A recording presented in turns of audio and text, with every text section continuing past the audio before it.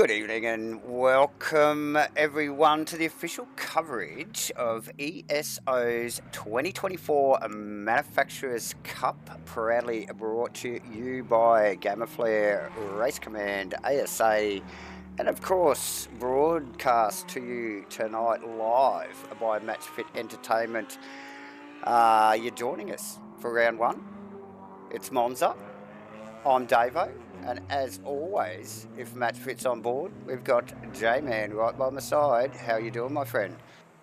Yeah, good, Davo. Good evening, viewers. Everybody tuning in live or whether you catch this delayed, should be a big night here. Round one, as you mentioned, here at Monza. And a total, so far, what I can see, of 51 cars out there for this 30-minute qualifying here at Monza, backed up by a 120-minute open pit strategy scenario. No requirement there. However, 2 hours is going to be a bit of strategy behind what these guys and girls do, Davo. Yeah. But great to be here back once again, endurance commentating and watching these guys and girls go out there and show us how they do it. And pretty special place here at Monza to get this underway. For sure, J-Man. And like you mentioned, 120-minute race, or should I say 120-minute race, 2 hours, ladies and gentlemen. 30-minute qualifying. The boys and girls have just started to roll out onto the track now.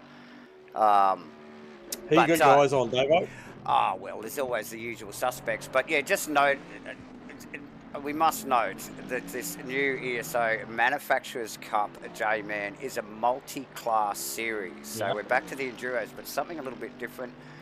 Something that we don't see all the time, J-Man, is this multi-class stuff. So we've got teams made up of one GT3 and one GT4 car.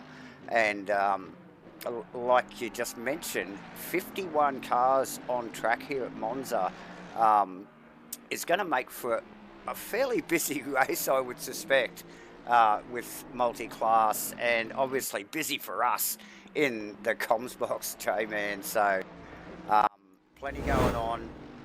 6 rounds for the new series, the Manufacturers Cup. We're kicking off here of course, at Monza. Spa next week. We've got Paul Ricard, Silverstone, Watkins Glen, and then back to Nordscliffe for the finale, which is always awesome. But let's get to the action, and we will start seeing some indicative times, I suspect, pretty soon, J-Man. I think the first car out on track was Mr. Herbert in the 45 Merc, and he's just running down to the Parabolica now. So this will be the first. So that's Reagan Herbert racing in the GT3 class, so the pro class there, and he's about to come across the line. Give us an idea, 147.3. So just remember that number, as we will see a plethora of other cars. So Mustang coming through, also Andrew Lawrenson out of the Laundry House Racing Lamborghini in there at 47.2. Pretty tight. Straight up. Only around about a 10th in it. So this qualifying is going to be an absolute action-packed one, and that leaderboard's will move pretty quickly, won't it, J-Man? It's going to shuffle pretty quickly, Davo. It's like, oh, mate, it's going to be a busy night for us in the comms box. Obviously, new liveries, a few more new names for us to call, plenty of cars on track. So excuse us if we fumble a little bit with pronunciation or the correct driver.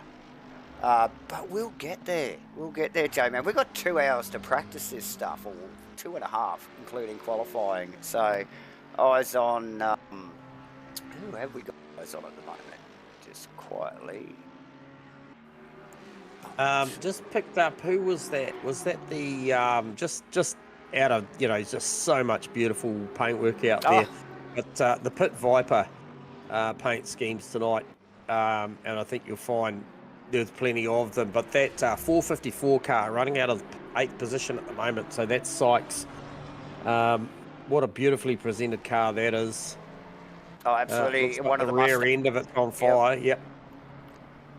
Yeah, Mustangs, a new addition, I think, since we called here at ESO, and ESO obviously just recently having a name change from AAES. But Yeah, a bit yeah, easier to get the tongue around, mate. very much easier to get the tongue around. ESO, remember that name. Look, their Discord link is in the description. If you want to get involved, they've got plenty of stuff going on. This is only just a small part of what they're doing. J-Man, Speaking of the Mustangs, David, you just mentioned once again, you know, obviously during our weekly events broadcasting around the traps, we do call these Mustangs a fair bit in the shorter format of racing, and no surprises to see Connor Hine up there in the 705 Mustang. Oh, and there we go. With the top time, but with the fastest recorded time through the speed trap at 279k an hour. So, mate, he's got the rubber band wound up well tight on the Mustang tonight. Then, so some good provisional times there. Hind sitting on top. We've got Ty and Mia Rose in third provisionally. J-Man still plenty of qualifying to go. Over 23 minutes. Yeah, Mia just actually going back and getting a fresh set of boots on that McLaren as well, the 909 car. Rocking that really, really vibrant paint scheme on that car as well. So good time in there. Looking just towards those times, Davo. Obviously the top time now at a 47.0, and the first three times all in the 47.0. So split by the smallest of margins right now. Okay. Are the top three.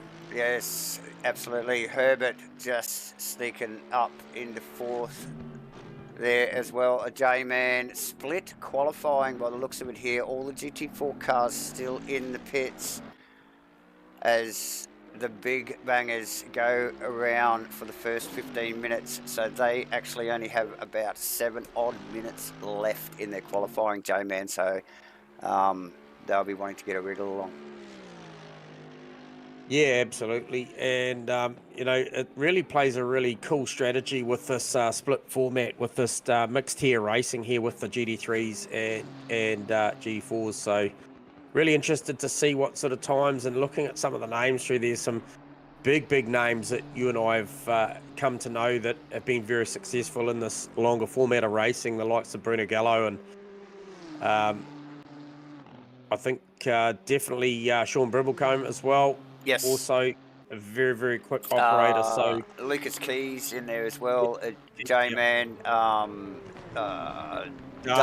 as well. Yep. So, you know, there's a few. And you did mention Gallo already in one of the KTMs. I did hear a whisper that he was quite quick in that thing too, which doesn't surprise me. But yeah, that'll be one to watch too in this up and coming second tier of qualifying here. 6 odd minutes to go here. So we just pick up on Boxell's Datsun there, J-Man. So much good paint out here. Really top skin pack from the boys here. All the competitors here at ESO for this Manufacturers Cup. It's couple very late pretty comers to the grid too, mate. So 53 on the grid now. Oh, they're still trickling in. Yeah, still got just under 21 minutes of qualifying left, so the field's still extending. I do believe I read something somewhere around, I think there was parameters for around 60 drivers out there, so that's a great showing for the first ESO, and obviously the first one up under the new banner. So looking forward to no secret that the likes of Hine, Ty, Rose, Curran, Herbert, Lawrenson up there as well. Very, very good black with a little bit of red on the rear. Is a beautiful looking car, that Mustang, the 802 car. So that's Chris Boswick out there. Looking good on the Delta too. Who else can I see? Mia Rose to the top, first of the cars to drop into the 46s, 46.967. Wow. I saw she started the lap very, very good. The Delta was up towards 2/10. It fell away in the middle, and I sort of went away from it just thinking that it wasn't going to eventuate, but certainly backed it up at the back end She was already in there on a 47.0, so 46.9, but another tenth and a half up the sleeve at the moment. Says that that's going to be a tough time to beat. Yeah, look, pretty stout time there as it stands, J-Man, and like you mentioned, she's nearly 2/10 up on her time there now as she heads down towards the Parabolica. Herbert up as well too, mate. Whereabouts is he? Okay, sector 2 now. And the Pit Viper AMG Mercedes. Curran's currently got the car parked out of P4.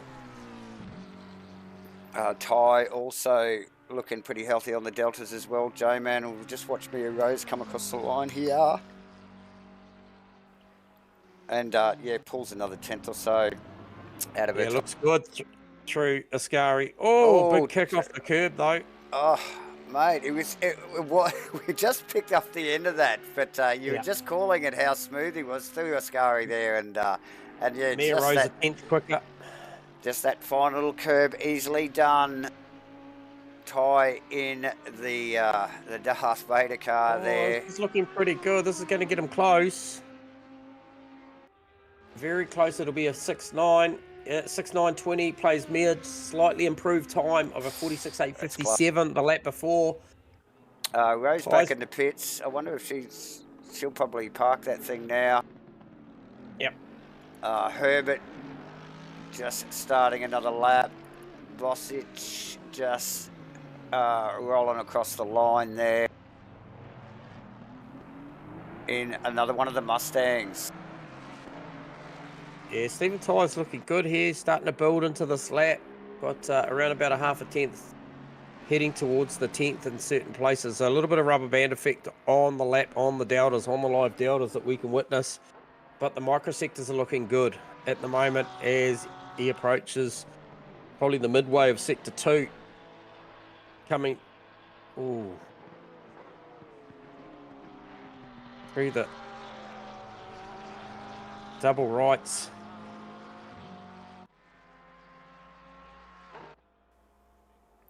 Herbert looking like a healthy time too, which could get him into the top 3, J-Man. Just coming through Ascari now, keeping the Merc tidy. Merc doesn't ride the curbs too badly. Using a lot of the track there. Still staying in the green though, but this could sneak him into the top 3. Just looking at the numbers. Out of the Parabolica, see Wine. The Pit Viper, number 45, Pit Viper Mercedes up. Oh, there he goes. Second position, J-Man. Yeah, good time. Very, very good time. Very, very tight between Herbert and Ty right now. So, cars looking very, very good. These GT3 cars through the turns 4 and 5, through the Lesmos. Yep. Just surprised at how much they get to use track limits out of the second of the Lesmos there without a cut. So pretty cool stuff. Let these things float around and use every bit of track. I think it's great for the visuals. So look, that appears to be all of the GT3s done. So we're looking like we've split this thing in half. They got 15 minutes. And I think the only car out on track out of the GT3s currently completing a lap is Sasha Death. Just come back in, and also Slade. Also, just running. I think he's just going to pull that thing up, J-Man, as we will start to see. Oh no! The GT4s that are rolling out, and it looks like they're having a race already, J-Man. They just roll out. They're just looking for a bit of traction. We got cameras on Darth, should I say? Yeah. Well, speaking of Darth/Death, Sasha getting a DQ there. Not sure if there was a technicality. We mentioned that there was only 2 cars on track. Maybe Death had actually crossed the line after the official time limit, now being relegated to the back of the pack into 53rd position. So big news there. So I'm not sure exactly what went on. But not good, not good. No. So who've you got as first car out, mate? I wanted to say it was the 28 car. Was it the 28? I think it was one of the Astons there, J-Man. Just in front of Darth there. There's a couple other guys just up the front of them there. Yep. So yeah, a flurry of cars rolling out, for this this second session. Beg across the line. Yeah, so, potentially one of the first ones to start the flyer, mate. So, yep. He does look like he's the first car on track, actually. Beg in the 21 Mercedes. Yep. Another one of the Pit Viper team, J-Man. Another stunning looking livery on that car as well. I think he's got there's a Pit Viper Aston just tucked in behind him as well. I'm not sure who that is. Let me see if we can find that. That's Hignet's car, J-Man. The bright yellow.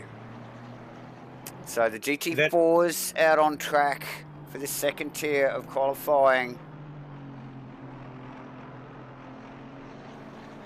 It'll be pretty much equal numbers between GT3s and GT4s, like we mentioned earlier. Each team representing both classes. So one in the GT3 and another driver in the GT4. No driver swaps, 120-minute races, no CPS. And this is the second half of qualifying as we lead into this first round here at Monza for 2020 ESO's 2024 Manufacturers Cup. It's going to be an exciting night. Monza, look, even with about 25 or 30 cars on it, provides some damn good racing, J-Man. So you just throw 50 plus cars on and multi-class. There's going to be plenty going on, and obviously plenty for us to try and keep eyes on and keep track of. Yeah, I just got my eyes on the Berry car. So Simon Berry in the one and only Janetta out there tonight, mate. You and I talked about it off camera earlier. Possibly going to struggle a little bit in a straight line, but those cars very, very handy under brakes and in the corners.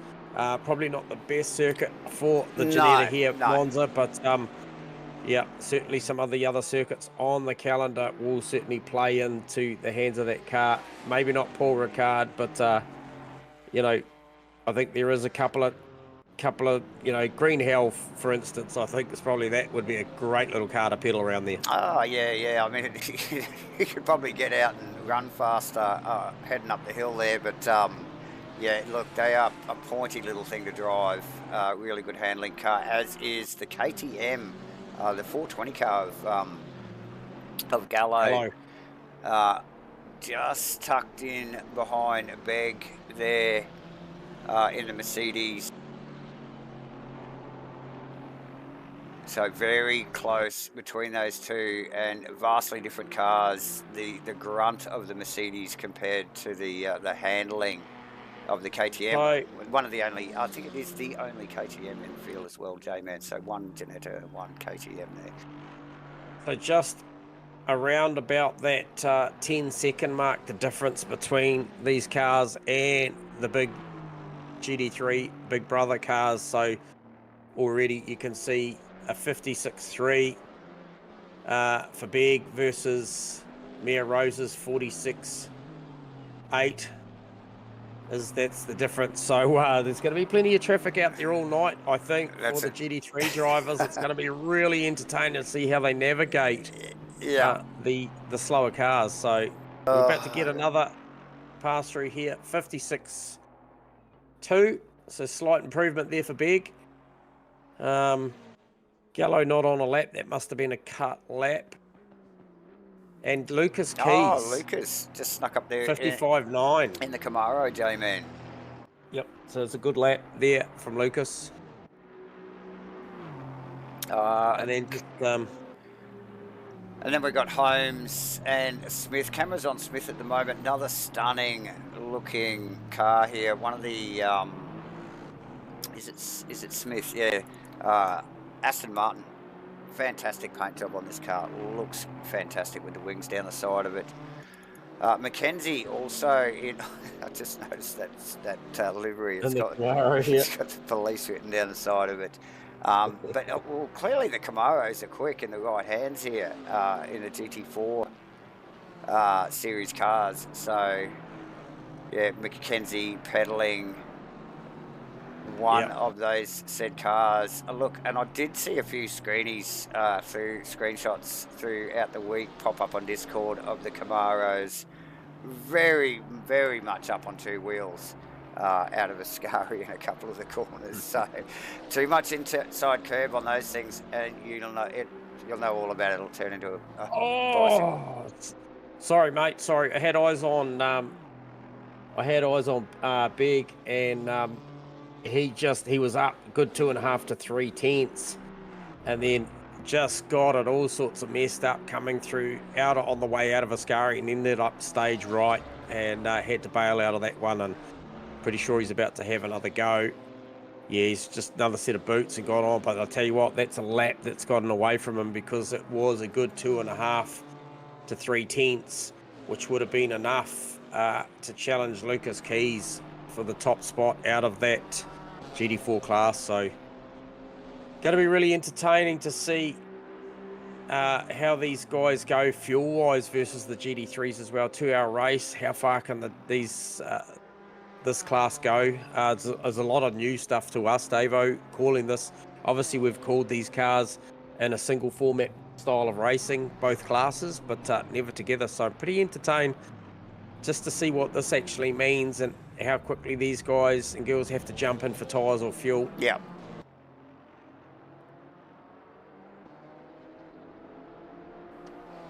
Yes, exciting stuff. Look, what is the difference in the tyre wear and the fuel between GT3s and GT4s? I mean, it's just, if there is going to be pit stops, they're going to be vastly different times of the race, aren't they?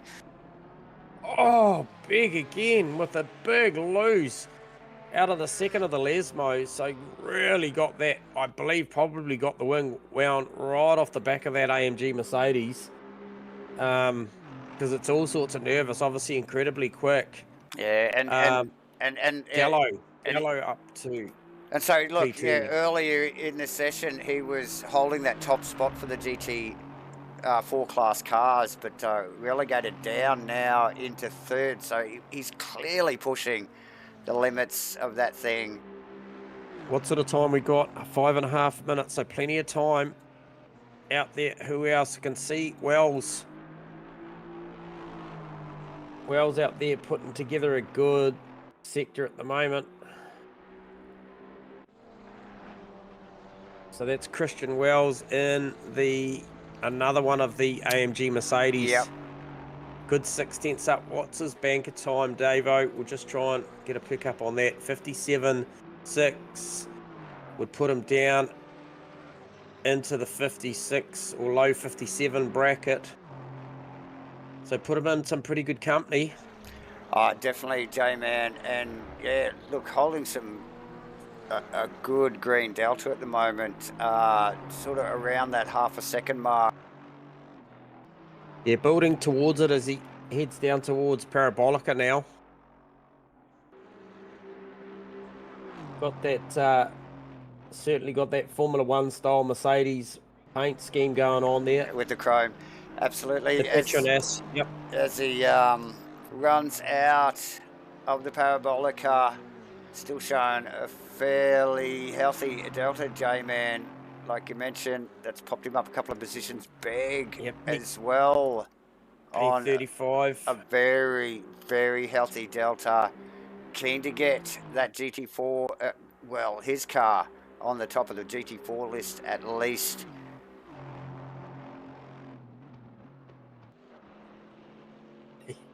Yeah, agreed, Firthy. Good to see Ken Worcester and Firthy tuning in. G'day, boys.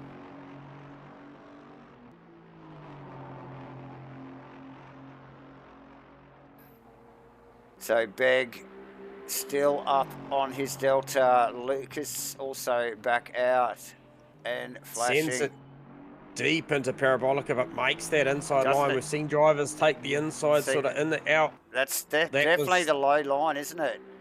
That was the low line. Hugs the right-hand side of the track, shortest distance.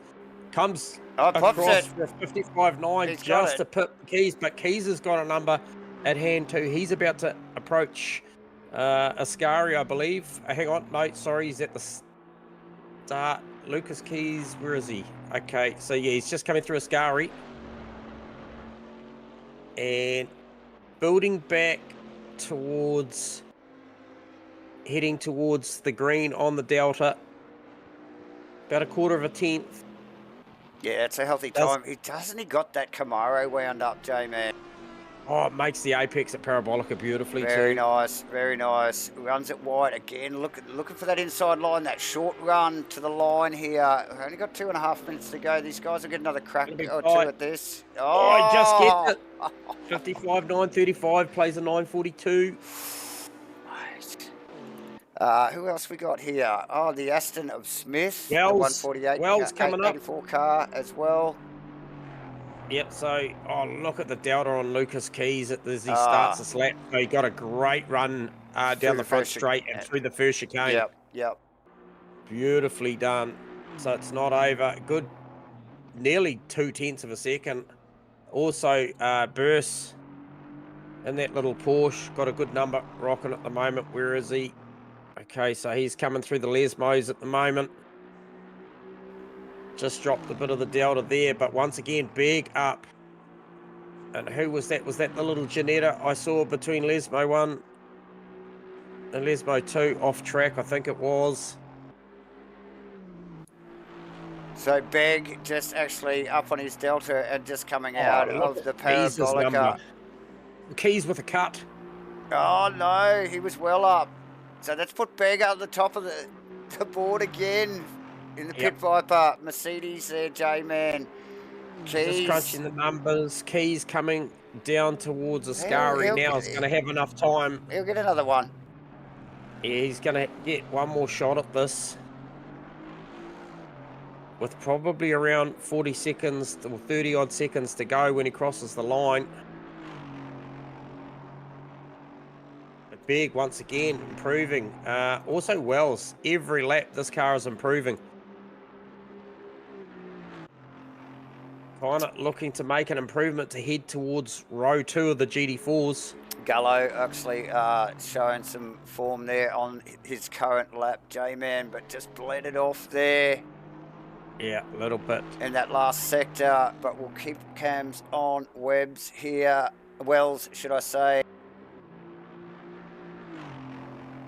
Takes that tight line. He'll get to go again.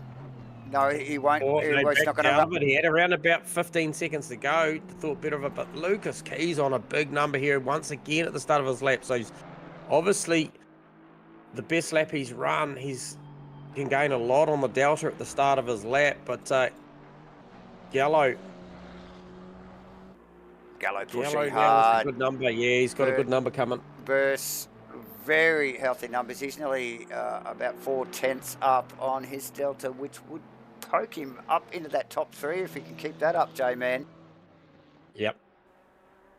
Still only about, he's just come out of the Lesmos running down towards Ascari there, so he's still got, he's, you know, down to the back third of the track here.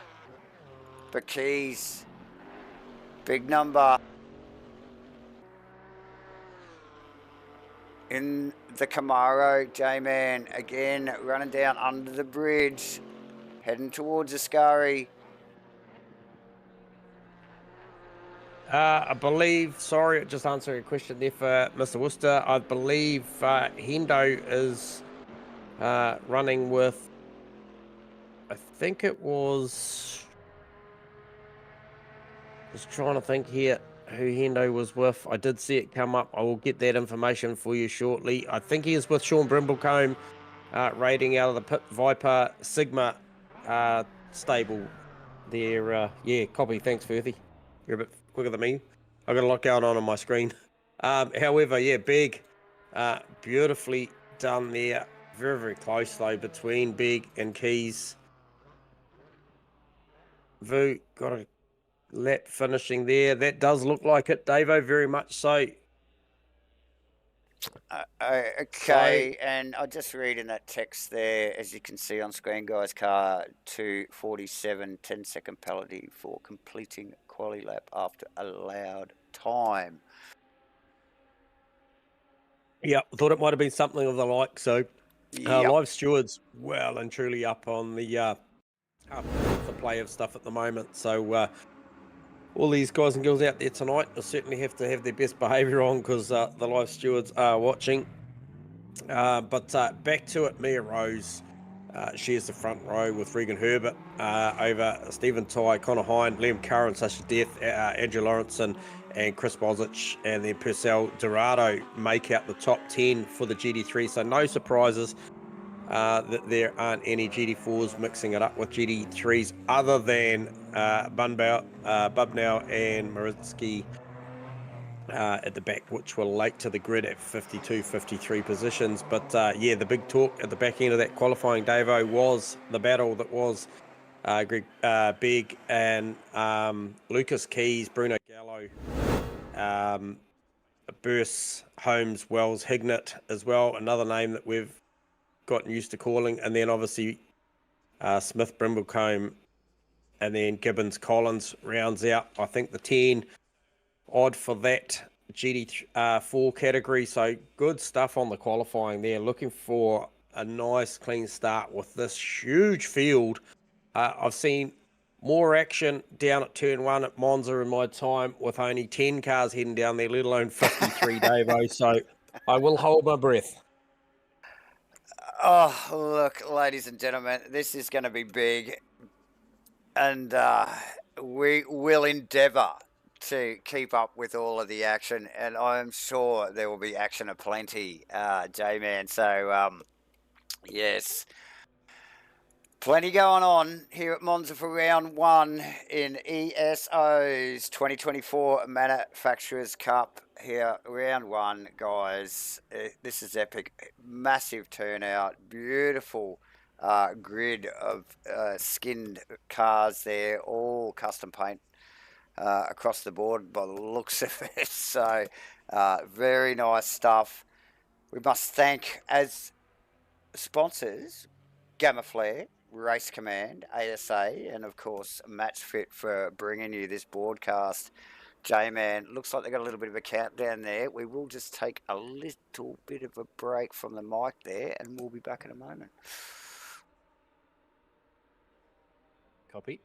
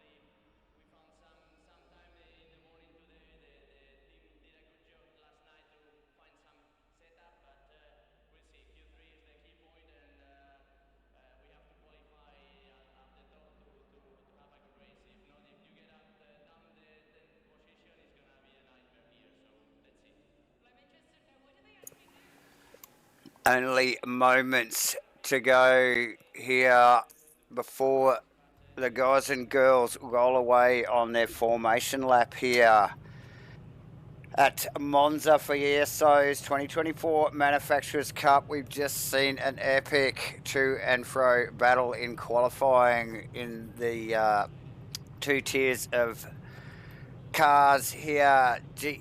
The GT4 stuff, God, the top 3 of those, that top 3 of the GT4 stuff was awesome to watch as those guys traded times. Yeah, equally as exciting as the GT3s, Jamie.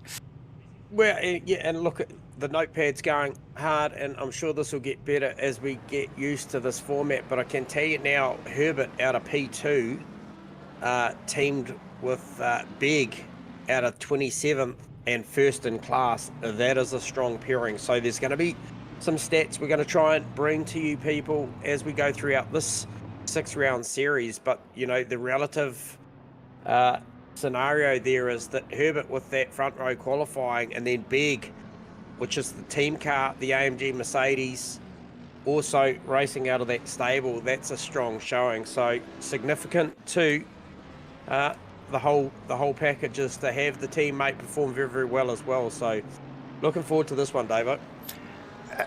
Absolutely. I am just shocked at the size of this field, J-Man. It's got to be one of the biggest fields of cars we've called, and they just keep coming down the straightaway here to turn 1.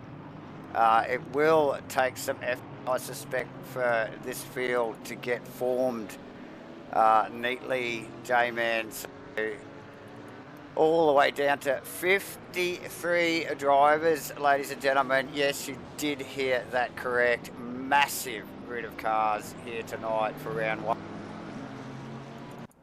Miro's topping qualifying, Herbert and Hind second and third respectively, J-Man. Yep.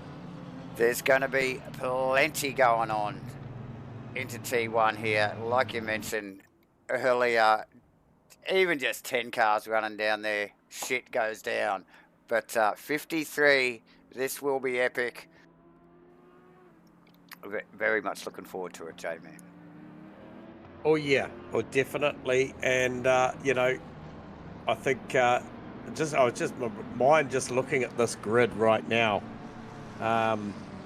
just thinking, you know, where are we going to go? At what circuit do we see 53 cars coming around the final corner, and they're actually still in the final corner when the lights go green? It won't be here. I believe there is enough distance on the straight staggered file for them to all be on the front straight here at Monza, but it certainly poses an interesting scenario at certain racetracks.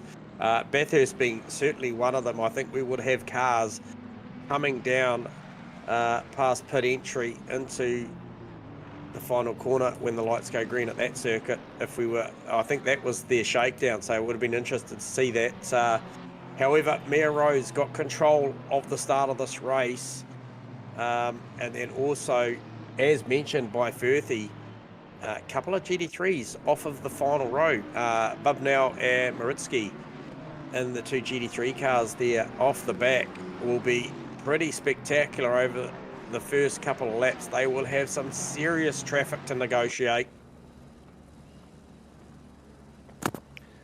As Rose starts to control that field, J-Man, as they run down into the parabolica here, or roll down, should I say. They're just coasting along. Yep. Letting that pack bunch up it's just behind them. Itself out now. And yeah, just those last few stragglers just coming out. It's a little bit messy at the back, but the boys and girls are working. And they'll be just in time, I would suspect.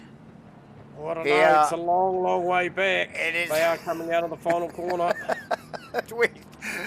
As we are about to go green here on ESO's 2024 Manufacturers Cup Round 1 at Monza. Hold your breath, everybody. We've got turn 1 coming up. Good jump from Rose immediately. But look behind Ty, Curran and Death. Oh. Good second phase from Herbert and Hind in the start procedure. However, Mia Rose cleanly down to 1. Oh, we got someone, a passenger coming down the inside there, Jay. And it's a mess. It's a mess. It was. I believe that was Purcell's car. Got caught up in that. Also, I felt like maybe... So it's a bit of a parking lot there as everybody comes out. I just wonder whether they're going to do a restart there, Jay, man. Everybody... Yeah, looks like the pace is back down here. Mia Rose just holding the field up. Got a full caution. Full circuit caution. Yep. We have got a car 41 disqualified. Yes, I just saw him. We just picked him up on camera rolling backwards down to the pit lane. So not sure what happened to O'Sullivan there. So he is off the list, J-Man, before the race even gets started. But yeah, we're back here. Mia Rose controlling the field now, and we will go for a single file rolling start, I would suspect this time, J-Man, or they might just let her run away at leisure. I'm not sure how this is going to work here, actually, J-Man. Yeah, look, hey, look, they're thinking on their feet. Such a big field, and still such a long time to go in this race. I certainly want to get it away, but I certainly saw Purcell was caught up in that, and I couldn't quite see whether it was actually one of the other Pit Viper cars in there as well. Just looking for any damage on some of these cars through the mid-pack. Scouting, just having a look at our old mate Hendo in the 31 Aston there. Looks pretty tidy, no drama there. No, yeah, I'm not sure. It was a blue car that had got out on the grass that really did cause most of the havoc there. And it clearly was a passenger by the time he got down into the chicane, so really couldn't do much about it. But yeah, found himself out on the grass there. Unfortunate. Yeah. And then it just became a parking lot. Sasha Death got a 10-second penalty, so potentially Sasha being involved in that one, maybe the instigator, I'm not sure. Can we get a read on the colour of that car? No, it would have been way further back from that car, so not sure what's going on there, J-Man. Single file restart going on here. Looks like Mia Rose. Looks like we've got a green. Gets a good clean start, covers that right-hand inside line. And being so shadowed by Mr. Herbert straight away. Yeah, so this will be a lot cleaner run, as you can just still see the rest of the field. You can see the GT4s coming through the parabolica there in the back. Yeah, look, we've got some GT3s well and truly out of place now. It's picked up on the Bruno Gallo car, big under brakes. Down the inside. I think that was Hignett. That's Hignett, yeah. Oh, a little bit of contact as they come out of that first chicane, two abreast, heading up to the first chicane, side by side. Yeah, and it's still side by side. You'd think the grunt of the Aston would take over here, but watch the brakes on this KTM. We'll watch it stop here. Well, we've got a couple of, they are both GT4s, so... Oh, Gallo with a horrible kick off the curb, but manages to hang on to it now. So down into the first of the Lebos, yeah. The Aston gets the inside line, probably the favourable line. Bruno will probably live on the outside here, use all the track limit. Is that a GT3 Porsche in the background? I think it is. The 960 car of Dale. Oh, right, and there it goes. Yep. Just blast past, as does, looks like one of the... Is that one of the McLarens there, or? It was an Aston Martin. Oh, it's the Aston. The 29 car.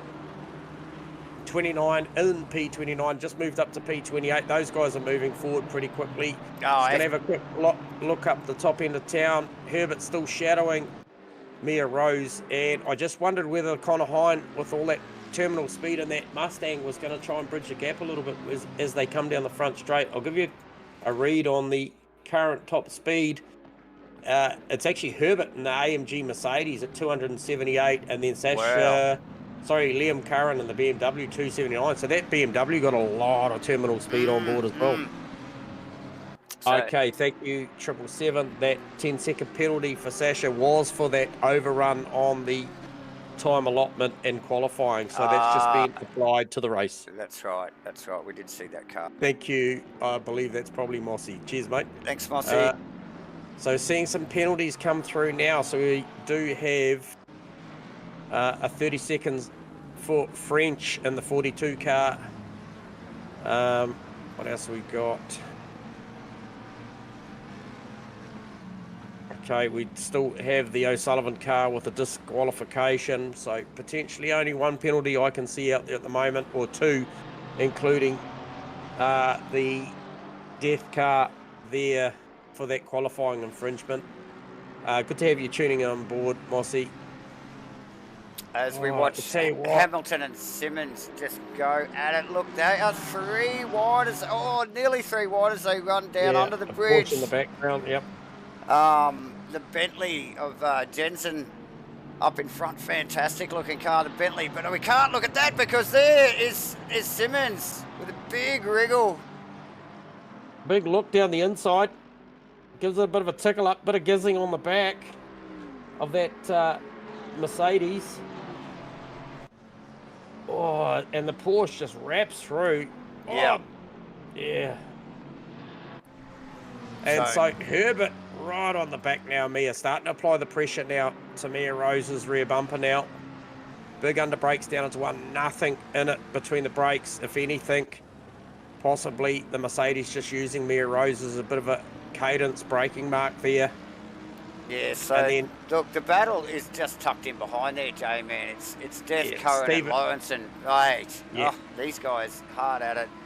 Oh, and who's that? Is that Bozic on the back? But Lawrenson really starting to apply the blowtorch to the back of Liam Curran's car now. They all sort of fan out looking for that brake mark down into the second chicane there as they head down into the Lesmos. And also you can just see it in front of shot there. That's Ty really starting to put the pressure on the back of Hines' car. On Hines' Mustang there, J-Man. Yep. That will ramp up, I would suspect, with Ty in the Audi. I think one of the very few Audi. So Greg Brock copped a 10-second penalty as well, mate. So that is Greg Brock racing in the 44 car in the GT4 category there. So something... Oh, once again, sorry, I just picked up back a shot there. Bruno Gallo coming through that first chicane. Just really, really picking up lots of curb, willingness to actually use the curb, but that thing looks super unsettled, but he's doing a great job hanging on to it when it does get sideways. So, who was that? That's quite a healthy little battle there going on as we just see that GT3 Porsche, the 960 car of Dale. Oh, Herbert with a good run, this one down the front straight again, tucked right up behind Mayer, but just got no more. No more, Davo, just tucks back in, it's line astern. This is endurance racing, so you would expect that these top runners... Oh, who is that? That would be the Liam Curran car getting the first chicane wrong, and that allows Death and Lawrenson through. Obviously, Death trying to make some big time gains here, having that 10-second time penalty hanging over the 247 car. Yeah, the big battle is big. Big, and who is that? That's... Okay, so that's Bunbell going through. Lucas Keys just in front of shot there. So a little bit of distance between Big and Keys now. We've got a GT3 car in between them. Oh, Herbert again on Rose. Both of them very, very wide on the second of the Lesmos there, J-Man. Yep. Mia covering the line.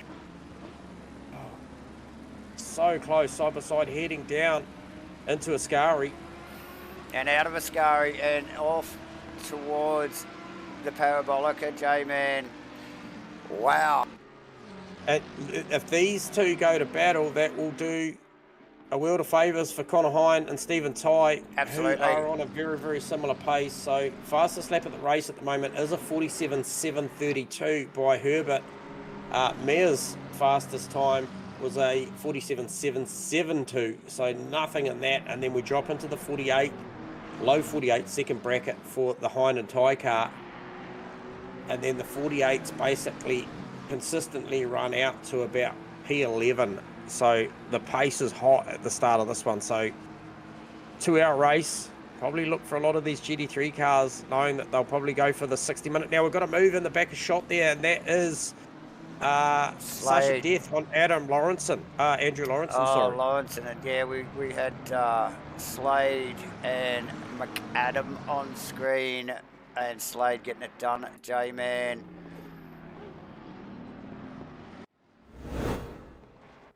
Okay, so we just pick up on Lawrenson. We just pick up a replay on Lawrenson's move there into one, J-Man. Yep.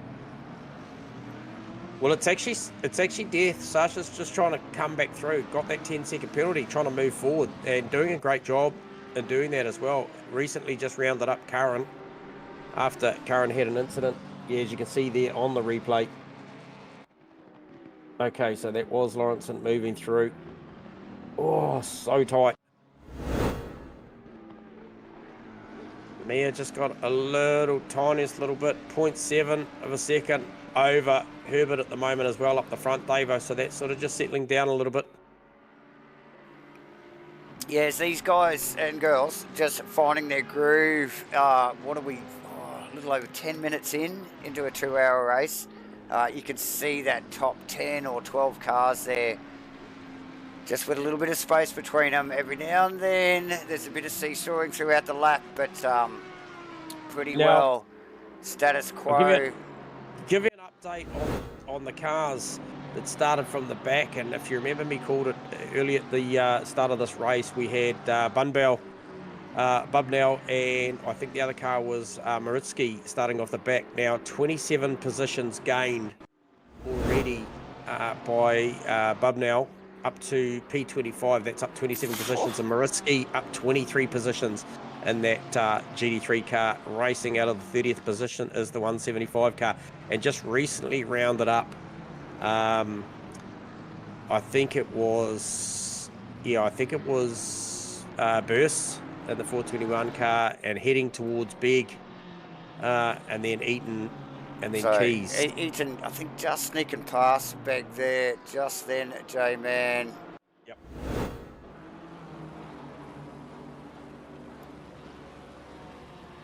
So it looks like Eaton might have backed off there. Oh, Beg might have backed off there. So, interesting. Lucas Keys at Eaton.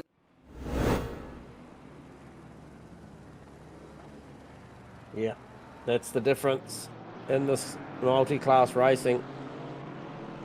Yeah, we'll get an update on Hendo. Yeah, he is up a few places. I think I saw him in 20th. He is up 3 spots now. So Hendo's going well in the 31 Aston.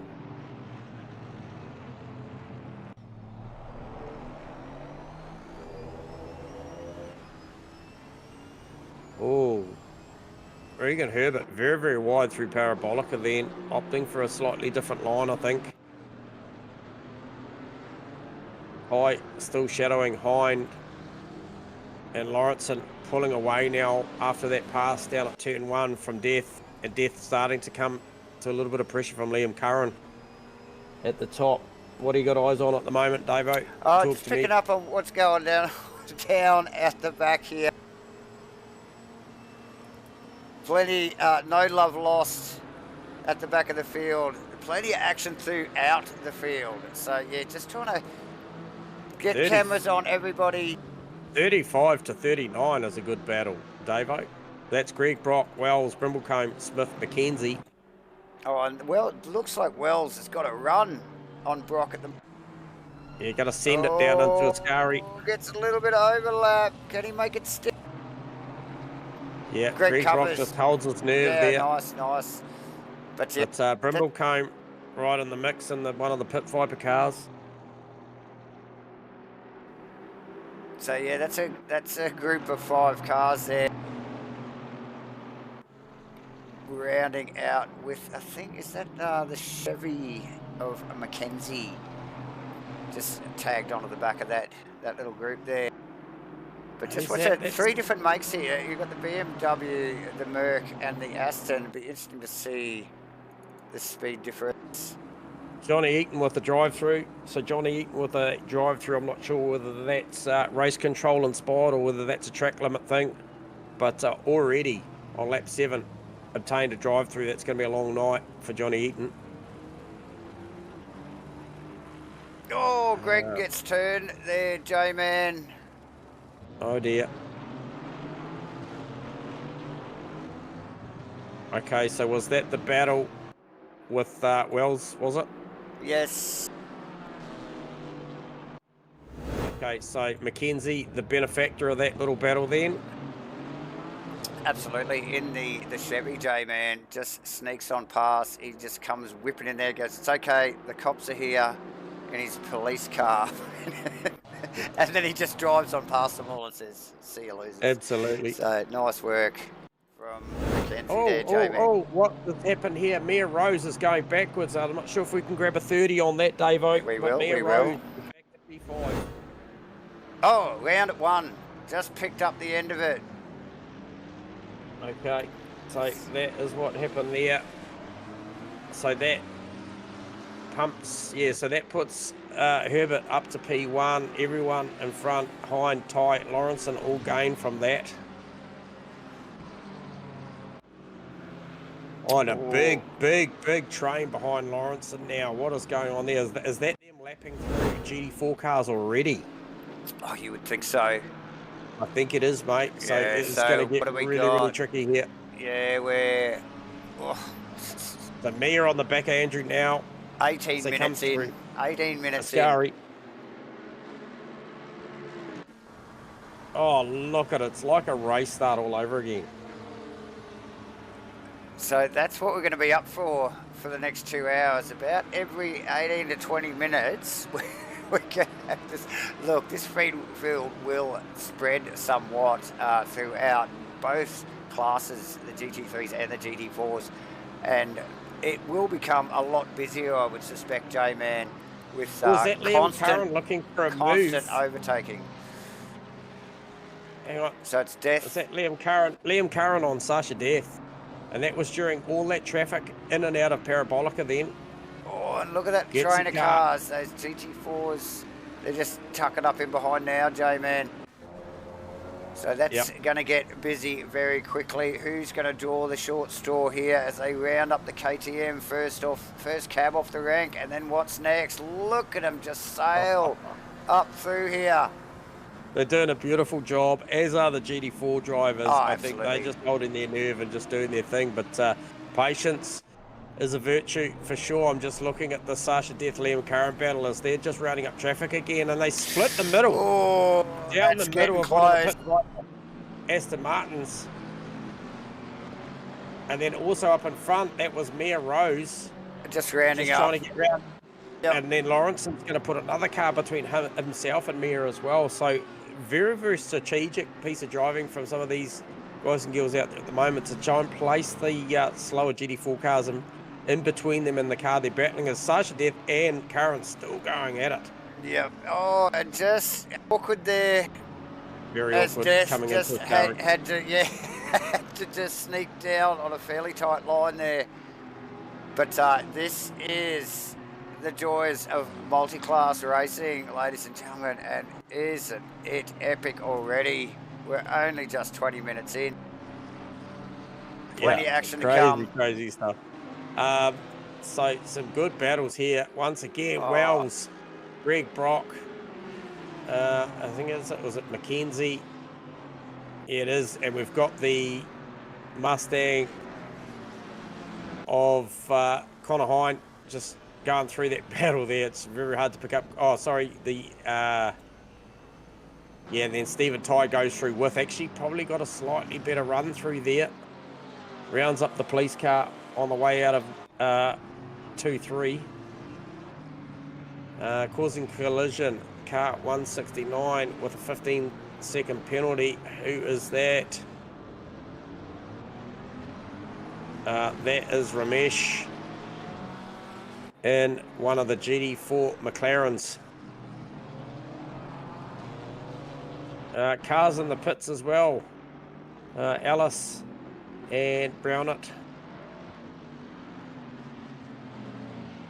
And exiting the pits is Brownett and Alice. So maybe a scheduled stop there, potential damage, or maybe even fuel or retire already. You wouldn't think so, but however, we'll get a read on how frequently these GT4s do stop in the pits. But at the moment, Regan Herbert out there working his magic through lap traffic and actually starting to put a little bit of distance on Connor Hind, who's still got Stephen Tye close in tow. And then Andrew Lawrenson, Mia Rose just trying to tag on the back of that again after that incident for Mia. We're back down into one, yeah. Yeah, from first to P5, currently still P5. And, you know, got hard work in front of her because, you know, the likes of Andrew and all, you know, Ty Hind and Herbert, very, very quick drivers. So fresh air is key.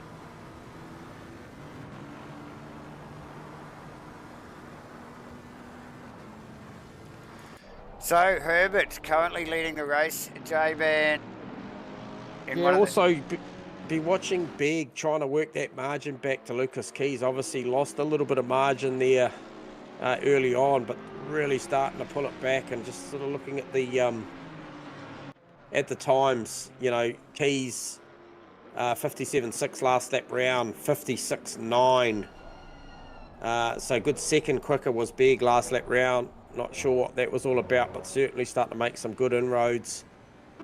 And then they've got Eaton coming up in behind in the GT3 car, probably going to round them up pretty quickly. But the next car in that battle would be Burse, some 5.7 seconds off the margin. So that GT4 class a little bit spread out at the top end of town for that class. However, Brimblecombe French in a battle there,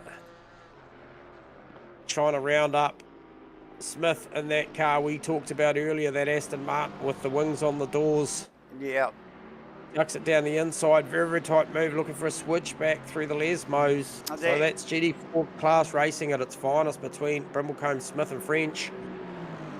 There is so much going on through that mid pack there, J-Man, with clearly with the GT3 starting to run through the field now. So it's very busy. These guys are in intense battle, and then every now and then you just get this big ass GT3 blasting past you. I don't know who that was off, just coming out of a scurry there, J-Man. There's lots of headlight flashing going on, I can see that, as these GT3s are just like, it's just out in the left lane there and running down. There's one of them actually running deep out of the marbles into the Parabolica. Here comes one of the Porsche with the teeth on it.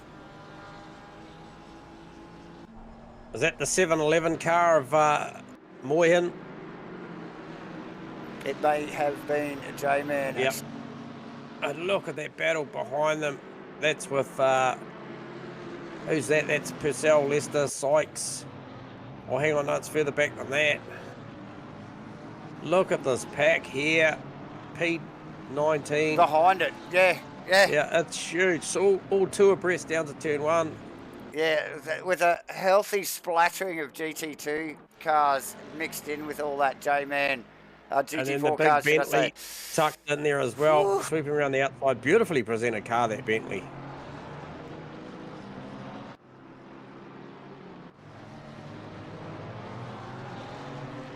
Yeah, so very, very busy mid-pack here as we pick up on Leicester, just threading the needle through the Lesmos and through a big packer. That same battle we've just been talking about, J-Man. Yep. Grab a shot of Herbert right now, mate. You'll see the team cars, I believe, out on track. So that will be the Herbert car. And also just rounding position. Up the team car of... that would be Greg Begg. Oh, yep. And the other Mercedes, the GT4 Mercedes. And that is Keys. Is that out in the front there? He's just rounding up as well. Yes, I believe it is. Yep. Yeah, so Grant Begg just got the picture shot there coming out of Parabolica with the team car of Side by side. Herbert. Yeah, so that was cool. Might get to see that a few times throughout the course of the night. As we see Hine and Ty wrap up big as well, J-Man.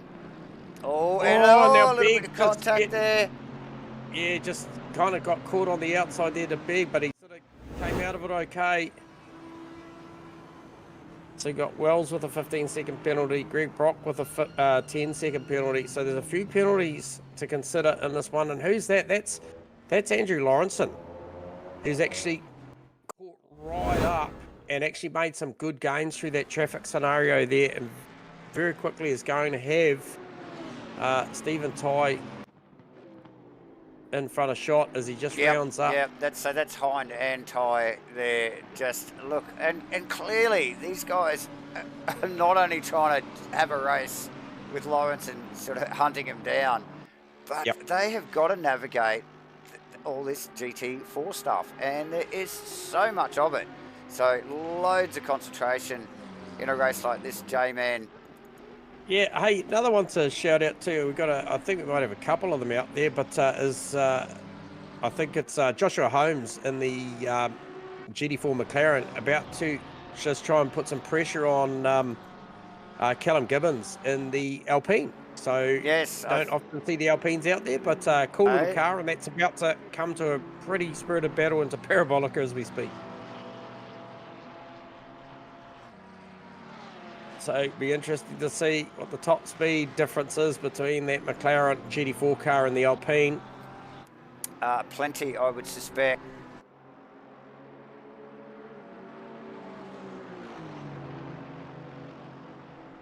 And look at the GT3 car, just rounding them up. Just trying to pick up. Easily has enough legs to sweep past both of those guys down the front straight here. We've got a drag race on with Simmons and Boxell. The Datsun v Mercedes here, down into one. So position change there with Boxell. Yeah, good to see that. Good to see the Datto out there. Love the Datto. So Lawrenson on Ty now too at the top end of town, mate. There's only 0.5 to 0.7 a second there, so really made good through the traffic that Andrew that time around. Yeah, did call that at the top end of the stream, and it appears that way still there, Firthy. Omega from the Pit Viper Omega, Herbert, and then Big was a strong qualifying performance from both those cars. Obviously, we just saw them out on track together, side by side through Parabolica, and Big doing a great job just trying to really keep in touch with Lucas Keys at the moment. There's a few mitigating factors in that battle, and it's been consistently the difference between traffic as well, whether, you know, it's often the GT3s that get in between them that may vary the times. Currently 1.6, 1.7 seconds between Greg and Grant Begg and Lucas Keys at the moment, but that's going to go on the whole race. So it'll be an interesting battle on pit road when they do decide to go there. Try and get a read on. Okay, so Collins in the Camaro, 33 seconds on the Jacks and 54 outright. So something, you'll be looking at some pit times. What do you got, Dave? Just down into one there, we've got Lester and Huddy side by side as they're overtaking GT4 cars. So they've just literally rolled through the first chicane side by side. No still touching. Side by side. Still side by side, and they're still overtaking. That is the little Alpine, I think. Again, J-Man, it's getting featured plenty here tonight. Yeah, Callum Gibbons in the thick of it there, and then he's got. Who we got? Who's that tucked in? That's Lester, I think. No, Sykes coming up in one of the other Mustangs there, J-Man. He's just. That was that 454 Pit Viper Mustang. Yeah, so just picking up on the Alpine in the Lesmo is probably not the best place for the Mustang to actually take on a GT4. Oh dear, oh dear. Stephen Ty got a 15-second penalty hanging over his head Oh, there you go. or something, and to make it worse, he's got Andrew Lawrenson right on his bumper now. So we talked about Lawrenson moving forward after the Curran / Sasha Death pass earlier, and he's big under brakes down at this turn 1 chicane. This is where he put the move earlier on Sasha. Very, very confident under brakes down there is Andrew. Look, we've called low Andrew a few times, haven't we, in the last 6 months, J-Man? Always in the laundry house car and always super speedy. So no surprise there. Once again, slowly working his way through the field there, J-Man. Gibbons Holmes, mate, is really, really tight once again. So we're 32, 33. That's a little Alpine going to battle once again. So there's a little bit of an arm wrestle going on there. So potentially that Alpine's got some strengths in the lap. I suspect it's probably down through the lesmos and maybe a Ascari that thing really comes into its own, because we saw the McLaren had slightly better straight line speed, but that battle is going on and that is cool to see. Also, Wells now looking for a move on Greg Brock, looking for the outside, not going to work. Brock covers the inside. That's P37, P36. They've got a GT3 coming in hot as well. He'll easily wrap them up. Round the outside, you would think. A lot of aero, a lot of horsepower. Very, very light, wide sweeping line. Oh, and okay, so now Ty has... Pardon me, I just sneezed. Mia Rose. It's, just lost a position down into Parabolica there for Mia Rose. He's gonna challenge into one. He's holding the inside line, Davo. Will he make Mia go a long way around? Should be good under brakes. So is Ty, every bit up to the challenge down to the chicane. They go side by side through there, lots of respect. Oh, yeah, and Mia Rose just enough room. Actually, big boot full of a throttle there, getting a little bit of a flick between the two parts of the corner there. Oops, sorry. And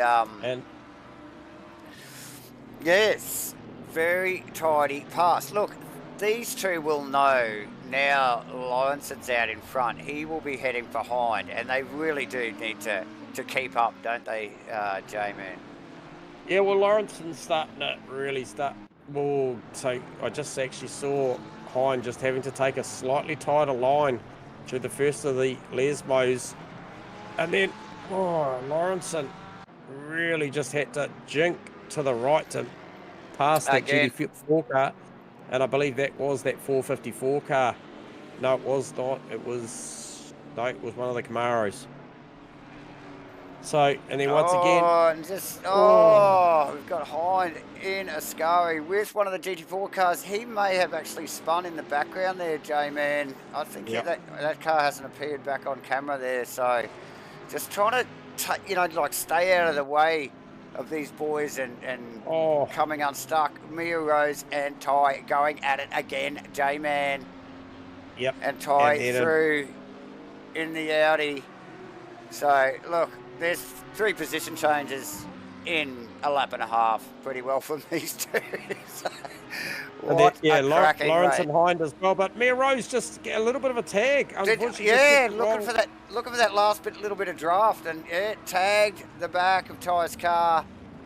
Potential latency issue there or something, I'm not sure, but uncharacteristic there. These guys and girls at the top here generally pretty clean, but hey, I did pick up as well on the back of shot Greg Brock and Christian Wells still going at it. That's such a great battle I've been witnessing in the back of shot. But as is going to be the move, I think, from a little bit of traffic involved for P2, P3. They're just rounding up some more GT4 cars as we just see Hind just split a couple of GT4 cars down into... Lawrenson does the same. These guys are absolute masters at their craft when they're navigating traffic, Davo. Oh, there's been a big incident down there. Who was that? Just trying to pick up on that.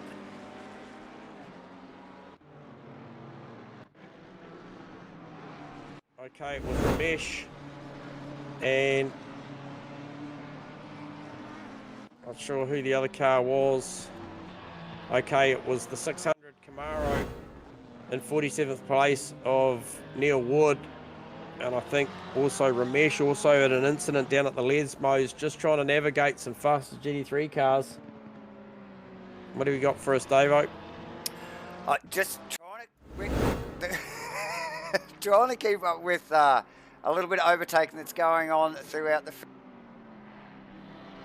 What's happening to Clear and Stephen White?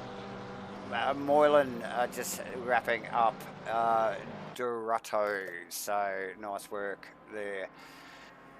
Plenty going on. J-Man Hamilton just threw on Slade. Looks like Slade's out in the marbles, so. And that BMW of Liam Curran is so fast. I think maybe potentially at times with the assistance of getting a draft on the front straight of a GT4 car at the right time as well is helping. But that car is the fastest car out there, and it has been consistently since this race started. 281 kilometres an hour. 281 now. What do we see him in quali with a 279? But look, if you look at that car closely, it is a little nervous, and I just wonder whether he's got that rear wing dialed well back in that thing tonight here at Monza. Yeah. So around 4.1 seconds to the tune of good for Herbert. Began Keys had it again. Close. So this is 1 and 2 in the GT4s, ladies and gentlemen, with Firth just tipping into the first chicane there now. So not too far behind. But Keys, like, these guys have been close, you know, for pretty well since the green flag dropped. As we just see, I think that's the Bentley GT3 coming up in the background, and the Nissan as well.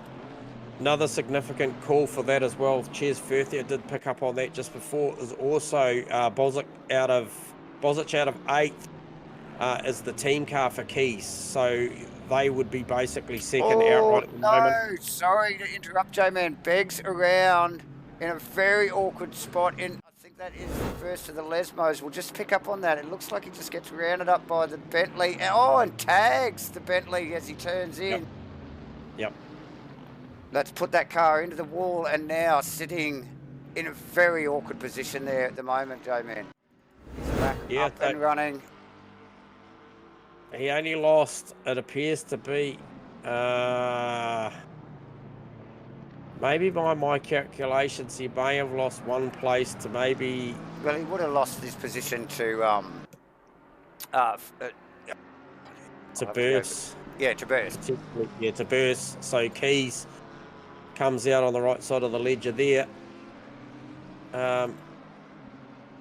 Just trying to pick up. Lawrenson caught the back of Hind again. Could have been a good spot too as they exit the first of the Lesmos. He's going to tuck to the inside. See if he can go down the inside here. Has to hold a tighter line. The Mustang will get the better drive off of the second of the Lesmos. You can see Mia Rose in the background there, trying to just get back in touch. And they've got another two, a GT3 car up in front and a GT4 car. Okay, so they're starting to lap some of the slower GT3 cars now. Yep. There's another one. That's what GT3, that's the Martini car. Okay, so who was that? That's Dale. That was the Craig Dale car. Yep. Purcell as well, just losing a position to Leicester. Look at the Lawrenson run here. Okay, so Lawrence, and Ty having to take evasive action on the KTM there, J-Man as well.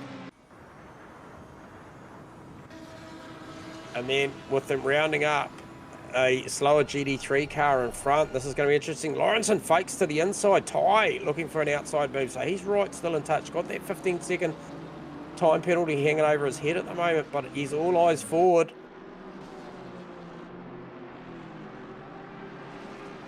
So Hind doing a fantastic job in the Mustang, J-Man, and like I mentioned earlier, this is the first time we've seen the Mustangs here at ESO, only a new addition to ACC, and damn, they're quick.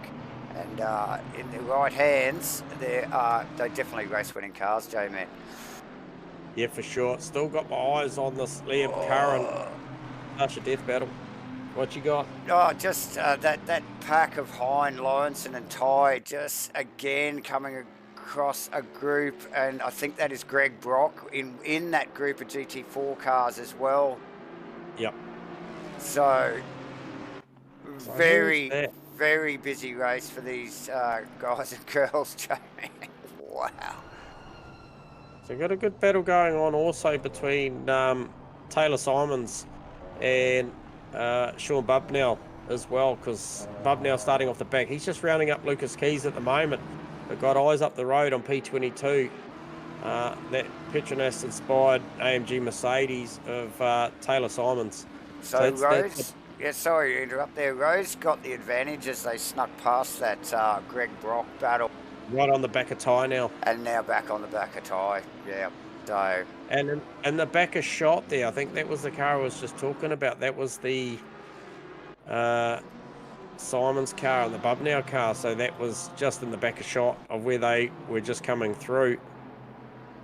Eaton as well, tagged on the back of Dale. Eaton it was off track and around out of Ascari there on the last lap. Okay.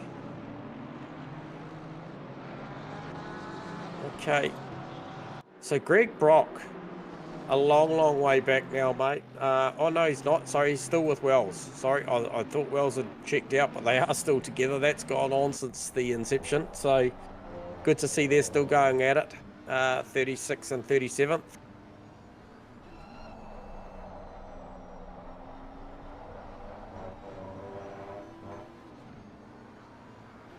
Oh, Mia Rose right on the back of Steve Ty. And both wide out of the second of the Lesmos there, Jamie. Wow, these guys pushing it to the limit, guys and girls. They're out in the safety grass. And it's a bit slippery out there, so yeah, they're definitely working hard for it. I'm wondering how many of these flag marshals decided that they didn't want the job after they found out it was multi-class racing, because I think they're waving blue flags consistently. Yeah, got a bit of arm pump, you reckon? Oh, Mia right on the back of Steve Tyers. They come into Parabolica, shadows them in, very similar line. Can she get the drive off here, get the draft? Audi looking pretty good in a straight line. Mia just floats to the outside a little bit, looking to maybe just try and let that steering wheel open up and get all that horsepower down, but looks pretty even down the front straight. Closing distance here. She's going to fake to the inside. Go big under brakes here. Thinks better of it, backs out of it. Maybe even potentially just trying to invoke Stephen Ty to maybe brake just a little bit too late so she can slip on by, but he doesn't fall for that one. Yeah, cool as a cucumber, isn't he?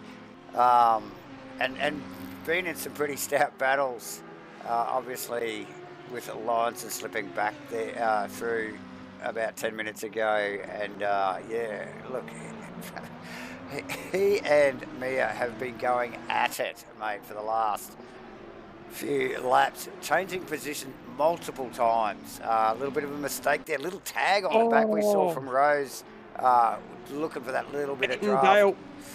Eaton Dale battle here, mate. Dale went for a big dive on one of the GT4 cars down at the chicane, and then Eaton took evasive action. They actually just readdressed it, and now they're back at it. So some good, close, and fair racing, J-Man. Dale, or should I say Eaton, not looking to take advantage from something like that and redressing it immediately. And they're back at it. Just let's carry on. There's so much time to go.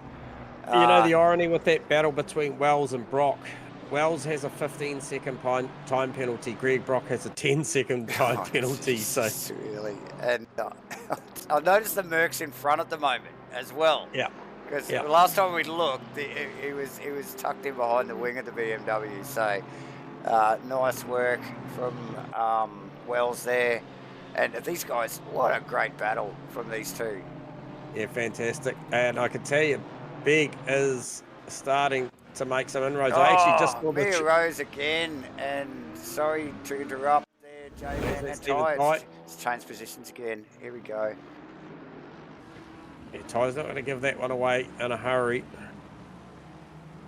Sizing Mia up under the wing. So maybe that looked like that Audi maybe got a little bit more off the initial phase of the corner, but the McLaren good at the back end of the straights.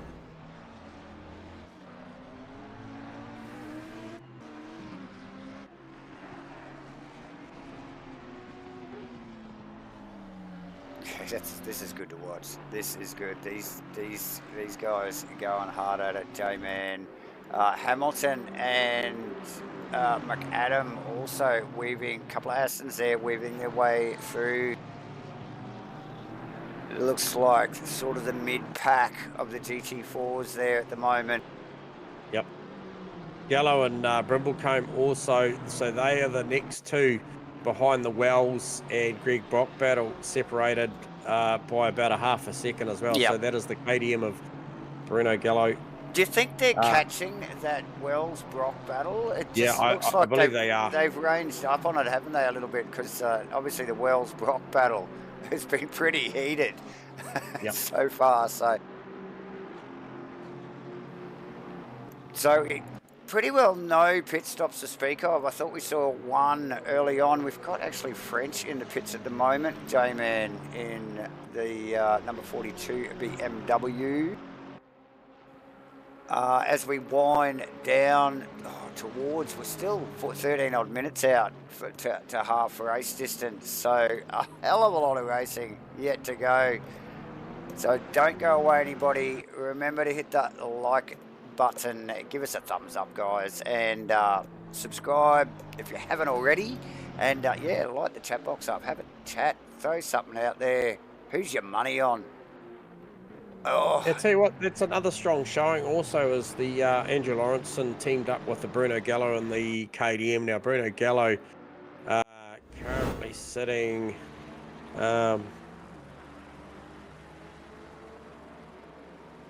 11th, 12th in class, and then obviously no secret that Lawrenson's still up there in a podium spot outright at the moment, still trying to work his way through traffic. And Connor Hines has been doing a great job in that Mustang. Every time Lawrenson gets close, ends up being traffic, gets involved, and manages to stretch out a little bit more again. So that margin around about 1.6 seconds. But Regan Herbert doing a great job.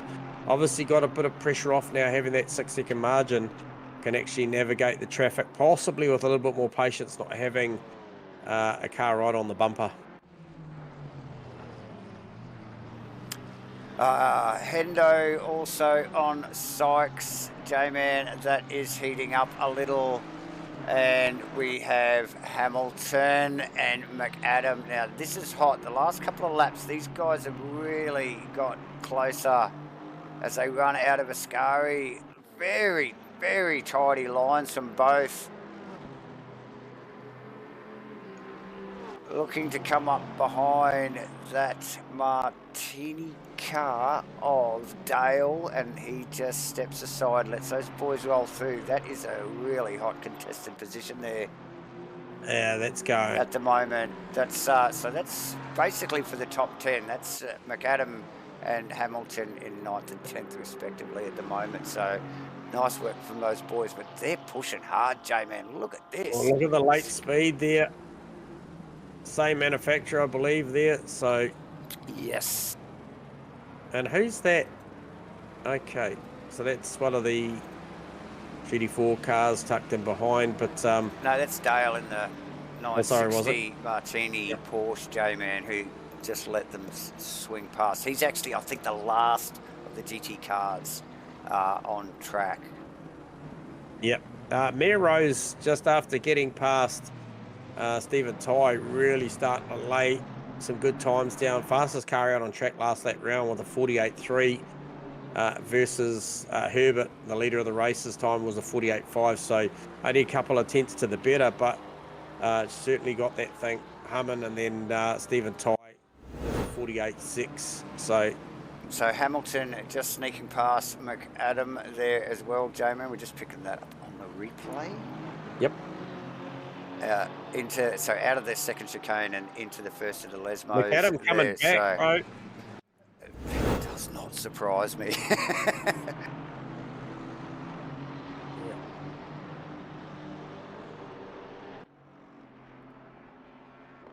So who have they got just up in front of shot? Just trying to work out. No, okay, so that's a couple of GT4 cars. Well, no, it's actually a GT3 car they're rounding up. Yeah, I think that is. I know who that is. That'll be Johnny Eaton's that's number Ethan. 14 BMW. That's it. Yep. So they're working their way through the field as well. As you mentioned, that is P9 and P10. How far back is Slade? Slade's about 7.8 seconds off the back of that. McAdam with another challenge down to 1 on Hamilton. Rose and tight, still at it. Lawrenson, how close is it behind? It's still around that 1.7 to 2 seconds, so that's just stabilised. Oh, Brimblecombe on Brock at the moment. So Wells is sort of just pulled away a little bit and he's heading for the Camaro. But Brimblecombe, on the other hand, well, you talked about this. You asked the question whether Brimblecombe and Gallo were going to think, and we've just seen Brock just get it all sorts of wrong down into the first chicane. Gives Brimblecombe the opportunity to go through, and it won't get any easier because Bruno Gallo is just in the back of shot. Yeah, a little bit of a run of GT3 traffic weaving their way through there now. J-Man, I think that was Hendo that might have just snuck past, and then one of the flaming ass of that Mustang just rips in there and just pokes it in the front of Greg Brock's car. But now Gallo all over the back of that. Booker losing a position to Austin there too, just in the background. Yep. Oh, look. Brock will have his work cut out for him here. Oh, Lawrenson in the pits, scheduled stop, heading towards that sort of 55, 54 minute mark. So I'll give you a read on his pit transit time and stationary time to try and ascertain what he's doing. You would expect that it will be a tyre at this point of the race and fuel dump to cover. So that is a big stop from one of our front runners there. 32 seconds on the jacks is pretty quick time. Stationary. Beg also notably in the lane as well. J-Man, we did see that car on the fence a little bit earlier after a little bit of a touch-up from one of the GT3 cars, but currently running third in the GT4 class. Okay, so that is Lawrenson out, and he's just going to come out. The Datsun just rounds him up. Yeah, saw that. Oh, and does he just take that straight back? Or does he? Oh, that was a very awkward re-entry to the race there, J-Man. So that sees Lawrenson re-enter the race in position 18, just behind the Vauxhall Datsun. So that's interesting to see.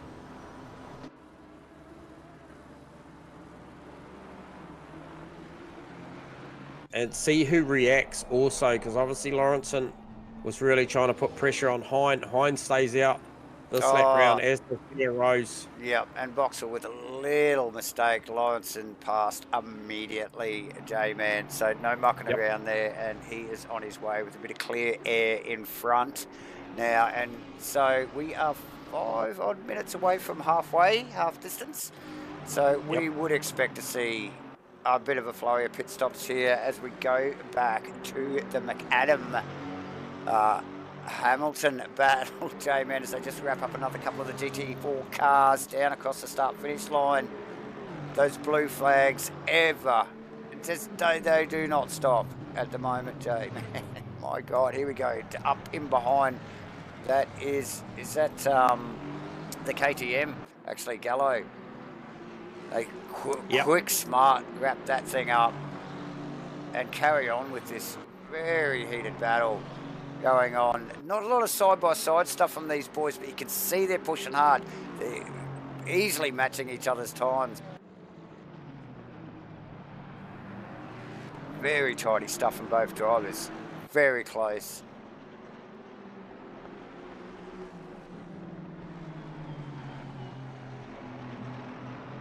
Oh, so once again, Samir Rose has still got a ton of pace on that car. Really just trying to bridge the gap now up to Connor Hine. Bit of traffic involved to do that, though. There's a GT4 car, 2 GT4 cars and 1 GT3 car in the mix.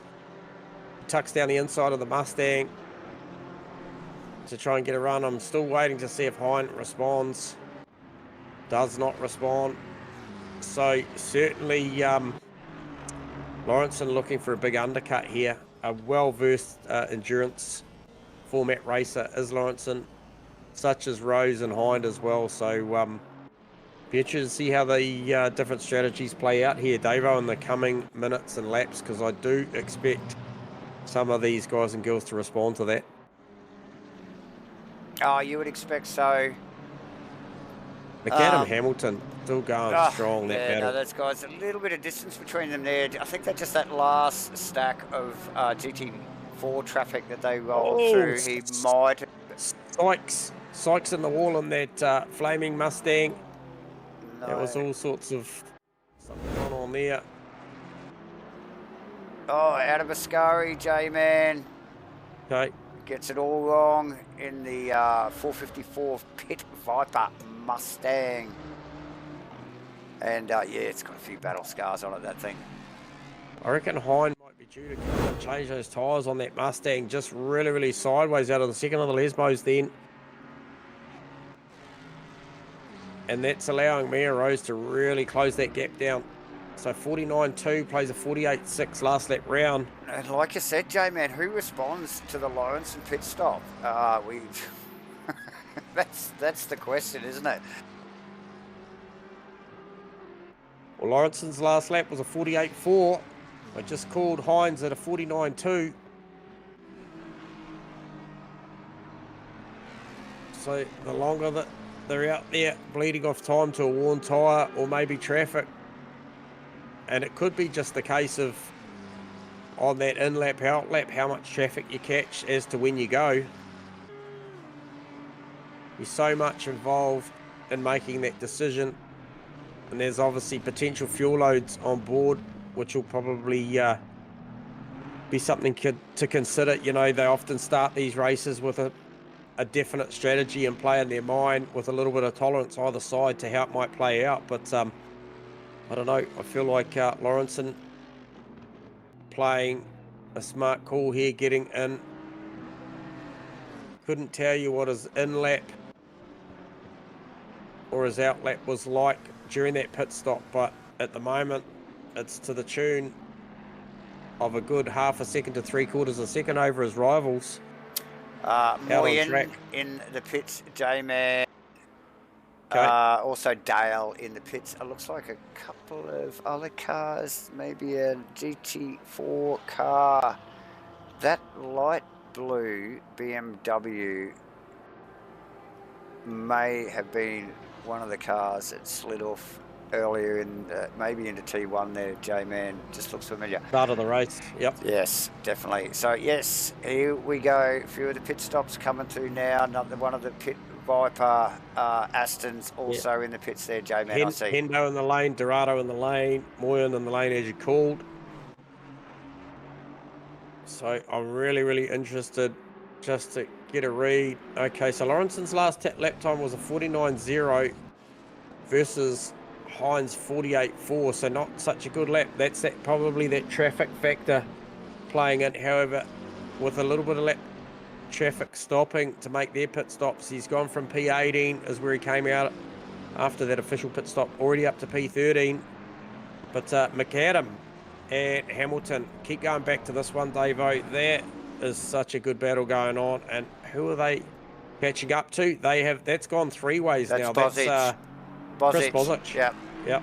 Yeah, no, they've slowly been hunting that Mustang down. I just wonder whether that's a bit nervous on its tyre as we see Bosic come to lane. Immediately into the pit. So yeah, it was clearly bleeding pace out of that Mustang, and really needed to get some tyres on that car as they just come running through. A little bit of contact down to the second chicane with, I believe it was one of the Aston Martins, the GT4s. Oh yeah, again, some of the GT4s, I think underestimating the speed of the GT3s and trying to tuck in behind them as they drop into the corner, and they're still there, and it's catching a couple of. I think that's how we saw a Beg run off earlier. Yep. So.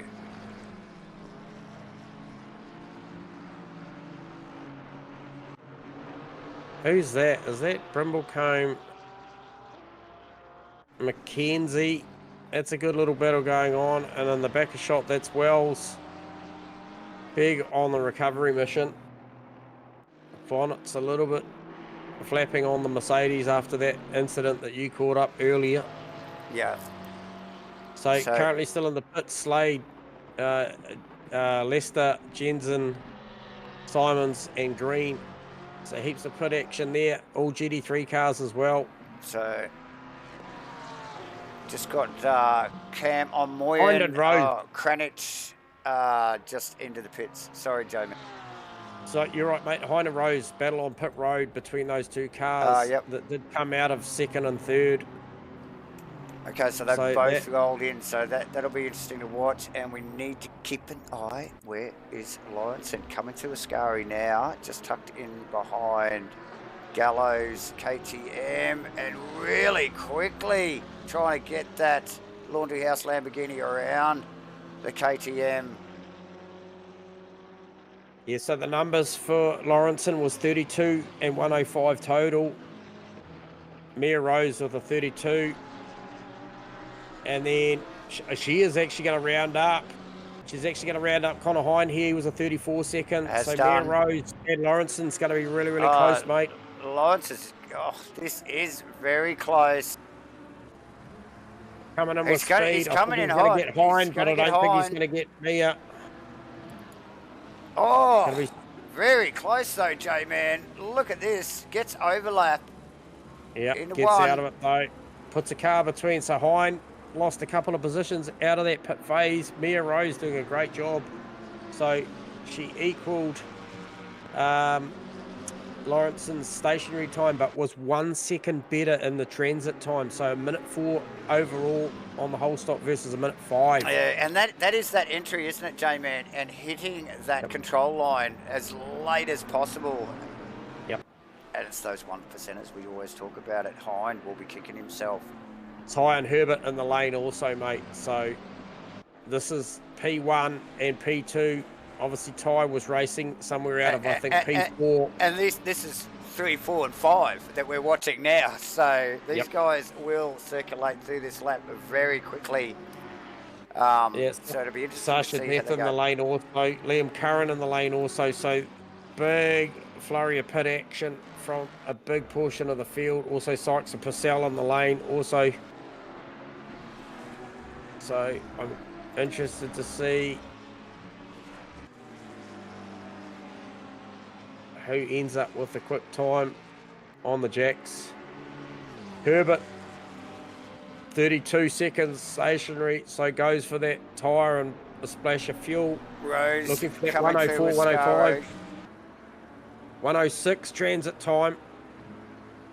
He's out comfortably, but can see Mia Rose in the back of shot there. She's certainly close the distance still on down. the J, man.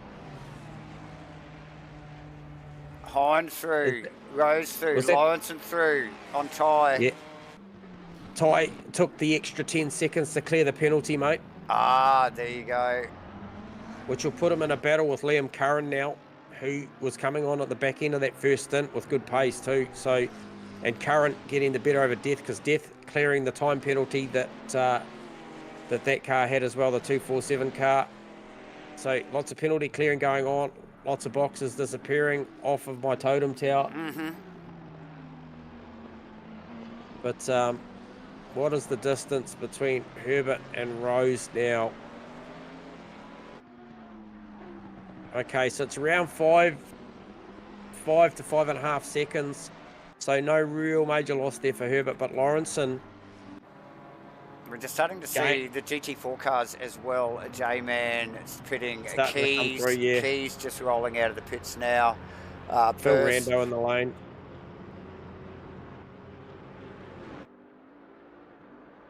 Okay, so Keys rolls out, still holding down that first position in class. Well, outright once I think Gibbons makes a stop in the Alpine. So the Alpine good on tyres, good on fuel, still out there circulating. Huddy just rolling out. I think that was the Greg Brock BMW as well, just rolling out of the pits. J-Man in the background. So big flurry of pit stops here.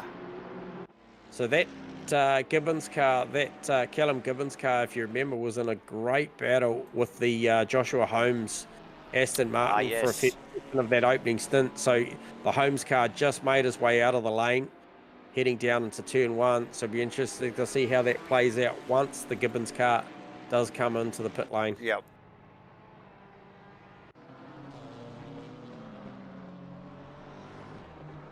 So Mia Rose doing a great job through that phase, that back end phase. We talked about the car pace that Mia had on board. What happened there?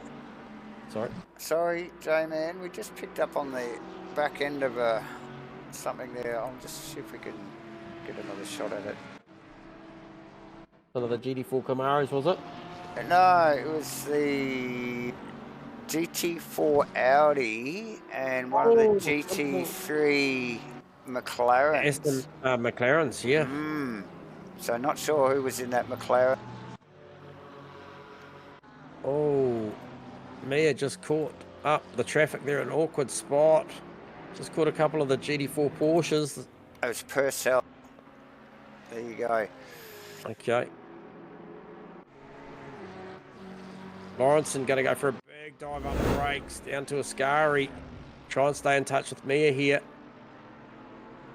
Liam Hamilton in the lane in that 806 Aston Martin Pit Viper Delta car. Good stint there from Liam.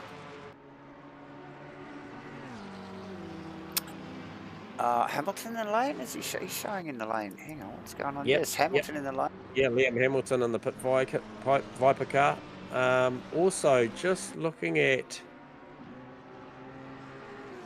Okay, so Keys and Smith. Okay, no, there's a couple of seconds between them.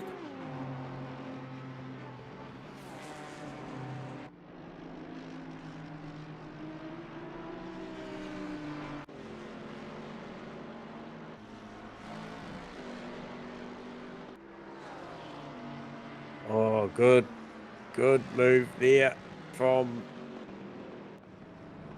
That was Connor Hine. Just to round up one of the GT4 cars. I think that was Holmes's car down to turn 1. As he rounds up another one of the Camaros there, J-Man, and runs up to this second chicane. Rose also in amongst traffic there. With that Audi, actually. That GT4 Audi. That was just right there, actually, a couple of laps ago. So... Sneaking past there, I think Bozis and Hamilton might have just changed position there. Not sure what went on there. It looks like Hamilton may have been off track. So. Yep.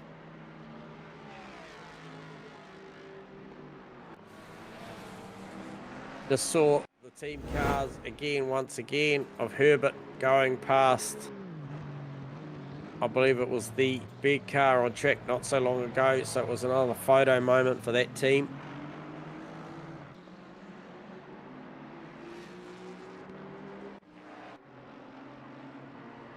Brimblecombe had a great drive so far too, Dave, I've got to say, working his way forward.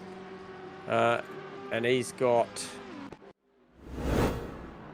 What has he got? Okay, so he's got the Hignett car a little bit further up the road, around about 6.7 seconds. So he's got a bit of work to do in this back 50 minutes of the race to try and get towards... So he's lapping someone there. Another one of the GT4 cars. Where's Keys in all amongst that? He's tucked in. He's a bit behind there.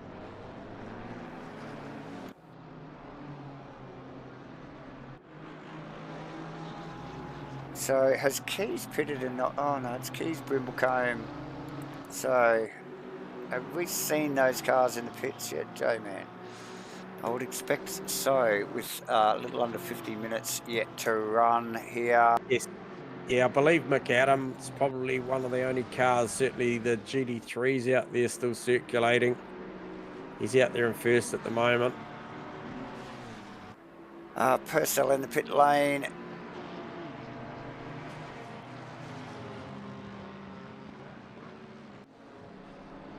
So Jake Green in a battle with Brent Sykes as well. Might be a pass being made there as we speak. Oh, I think it's on. He's just ducking past one of the GT4 cars there, I think the Aston, and just ranging up onto the... Our Gibbons in the lane. This is the one that I said, this was the Alpine that was in the battle with the Josh Holmes car. Holmes coming through a scar at the moment. And then Gibbons in the lane.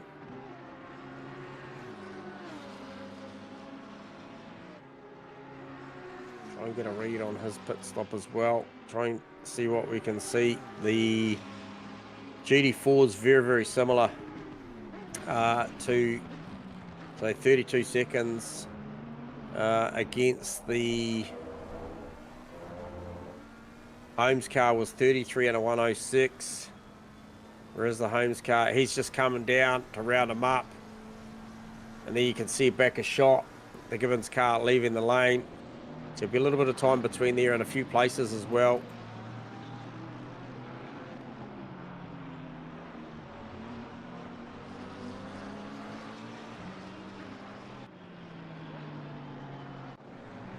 So Mia Rose officially now made it back to P2. Herbert's still out there in first position to the tune of 6.1, 6.2 seconds. So kind of pulled that margin back out to what it was prior to the pit stops, Davo. And then Andrew Lawrenson shadowing Mia, just waiting for an awkward transition between the GT4 cars and herself. But every time he gets close, another car gets between them. There you go. Look, both of them making a move there.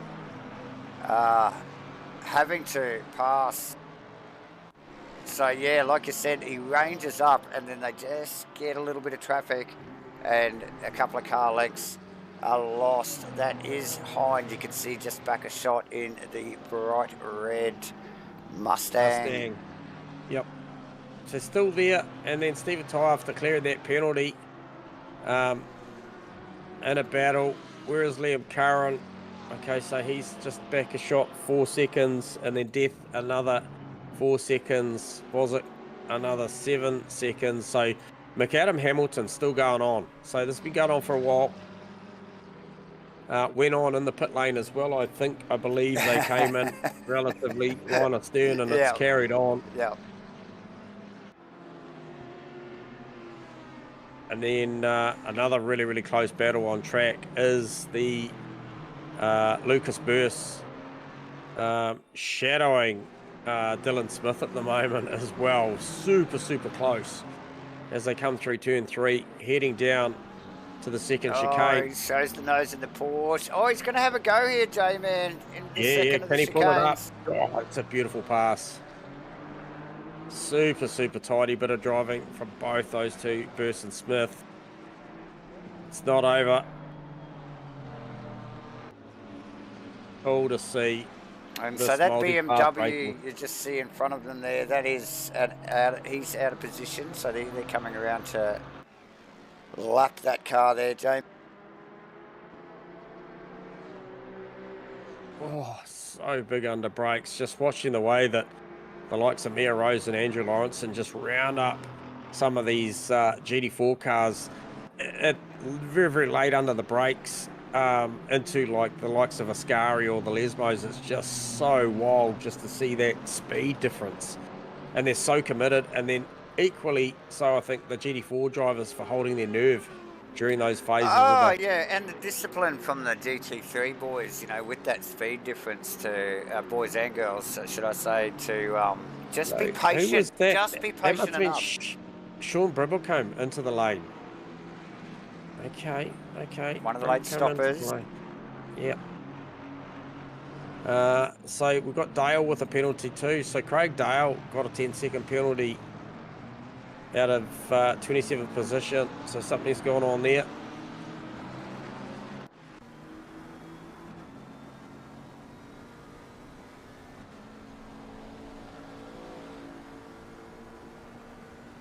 So that allows Beg back through on Brimblecombe.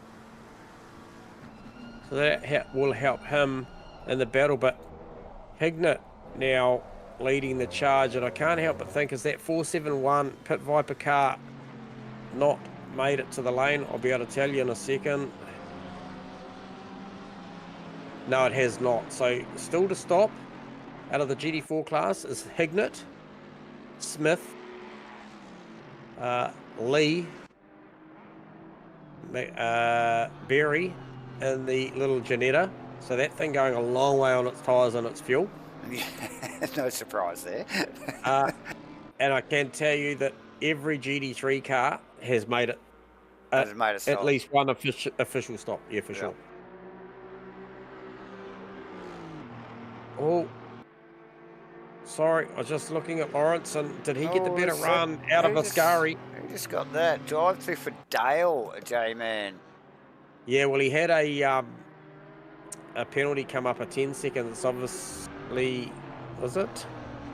Mia Rose with a 10-second penalty. Oh no! That's a big call. And look at Lawrence, and he would have seen that come up as well. And look at the blowtorch is officially applied now. Look at how close these are, guys. As they run through that first chicane, Hind, I really do think he's struggling to stay tagged onto the back of that. Yep. Class drive from Rose and Lawrenson, and now Rose with a 10-second penalty hanging overhead.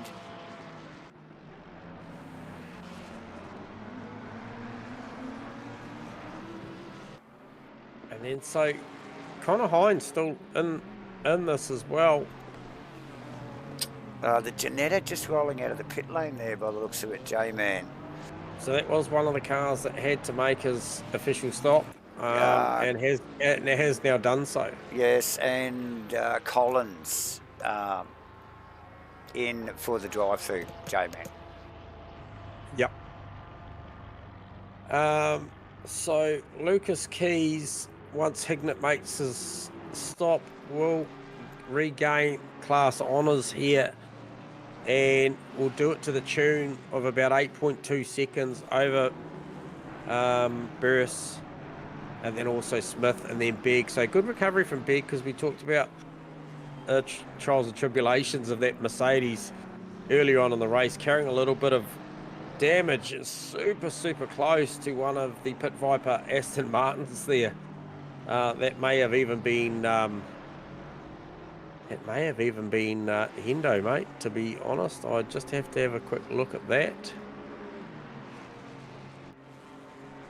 No, it wasn't. It was one of the other cars. I'm not sure who that was.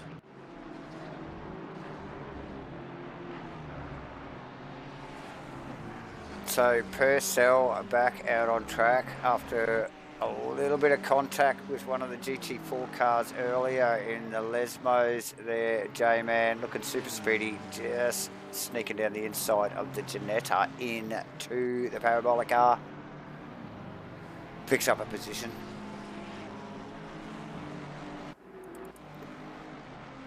Yep.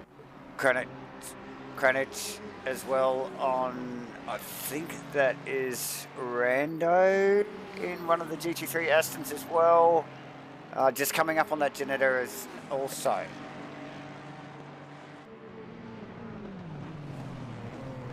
And both, oh, very deep, very deep from the Mustang. Big under brakes.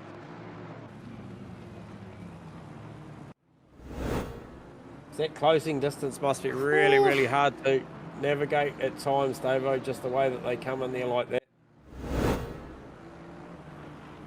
Scary looking stuff. Obviously looking to clear that car as well, as we just see Lawrence and sort of falling back into the grips. Yeah, and then Connor Hine right there, and we'll get to see this Mustang use all of its straight line speed tucked up in the wing of that Lamborghini right now. So okay, so Lawrence had clearly drawn the short straw, maybe in some traffic there, or a little bit of a mistake. And look, well and truly, look at the punch from Hine's Mustang in a straight line. Yeah, pretty big.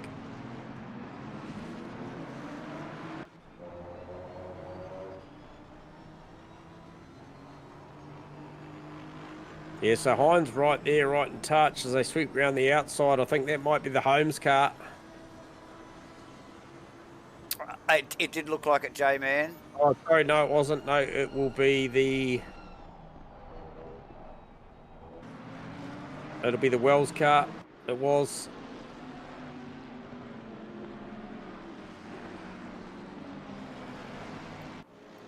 So who is that? So that's Austin. So that's Samuel Austin and Chris Brooker going at it as well. So that's one of the Martini GT4 Porsches with one of the GT4 Astons as well. They're going at it. They caught maybe a lap ago.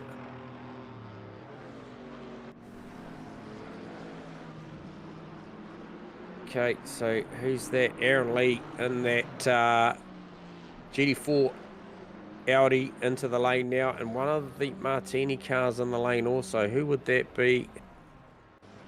That'll be Craig Dale. Oh, in the 9960 car, is it? Yep.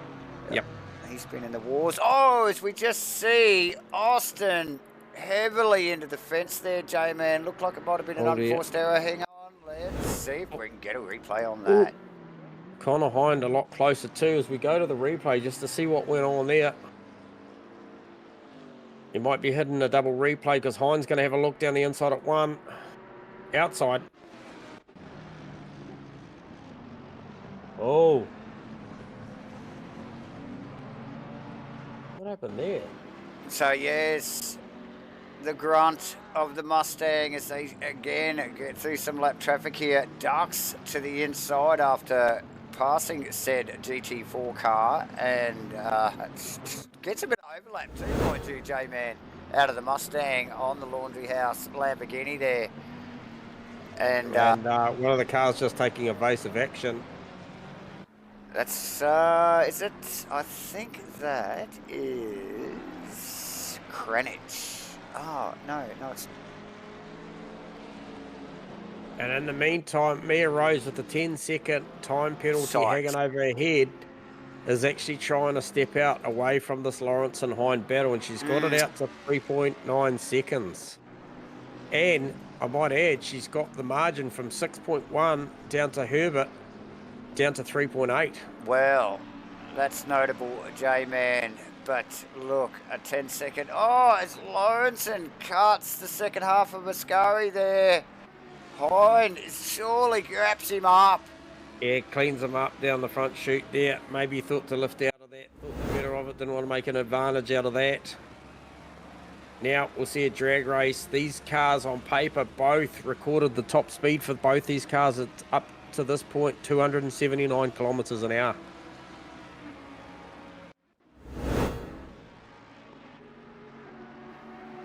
And so under the wing of the Mustang, he's probably got enough draft, but once he gets the Lambo out beside it, oh, look at the brakes though. Oh, very little tractor work with their J-Man. You see the Laundry House car wriggle around under brakes and very, very close to the grass. And P position 34-35, Grant Begg and Sean Brimblecombe going at it. Is that a move? Slade with a penalty as well, J-Man. Okay.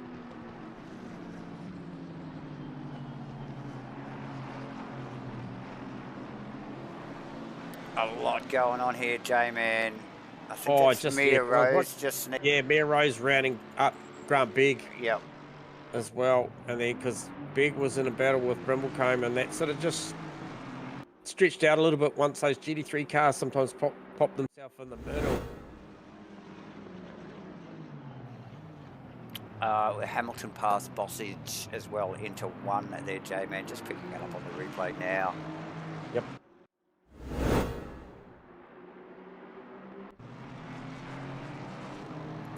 Lawrence and Hine, so look at them weaving through the traffic here.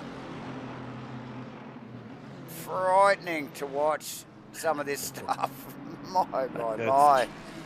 Chuck it down into Parabolica. Whoa. And like these guys have got their own battle going on. There's a GT3 Bentley just sort of tucked in that little fight there. Another out of position car just to add to the mix. But look, those guys are through again unscathed, amazingly, J-Man.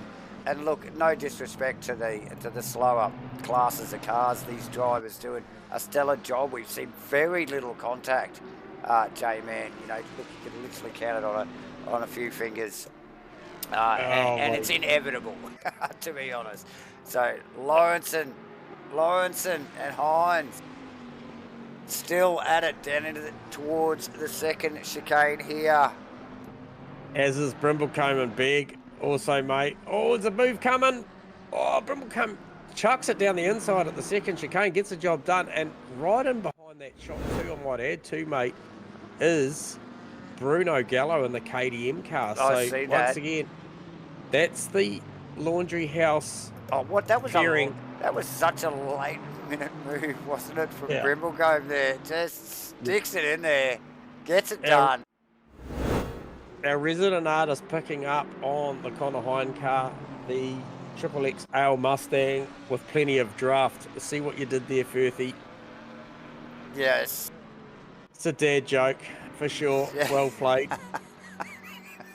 I see what he did there. I see. I'll get it. I'm picking it up now. And yes, thank you, Nick Firth, for tuning in. And thank you, Nick Firth, also credited in the description of the YouTube as our artwork man. So give this man a round of applause, everyone. Beautiful job. And while you're there, let's thank Gamma Flare Race Command. Look, obviously without Race Command, none of this stuff would be running. They're obviously, you know, got all the server side stuff and sign-ups organised, ASA as well. And obviously broadcast to you by Matchfit Entertainment, which means you get to listen to myself, Davo, and J-Man bang on for a couple of hours through it. Hit the like and subscribe button and your notifications, and hit the chat box, guys. Hit the chat box. So Sykes out of P20 on Jensen. That's going on. Been going on for a little bit as well.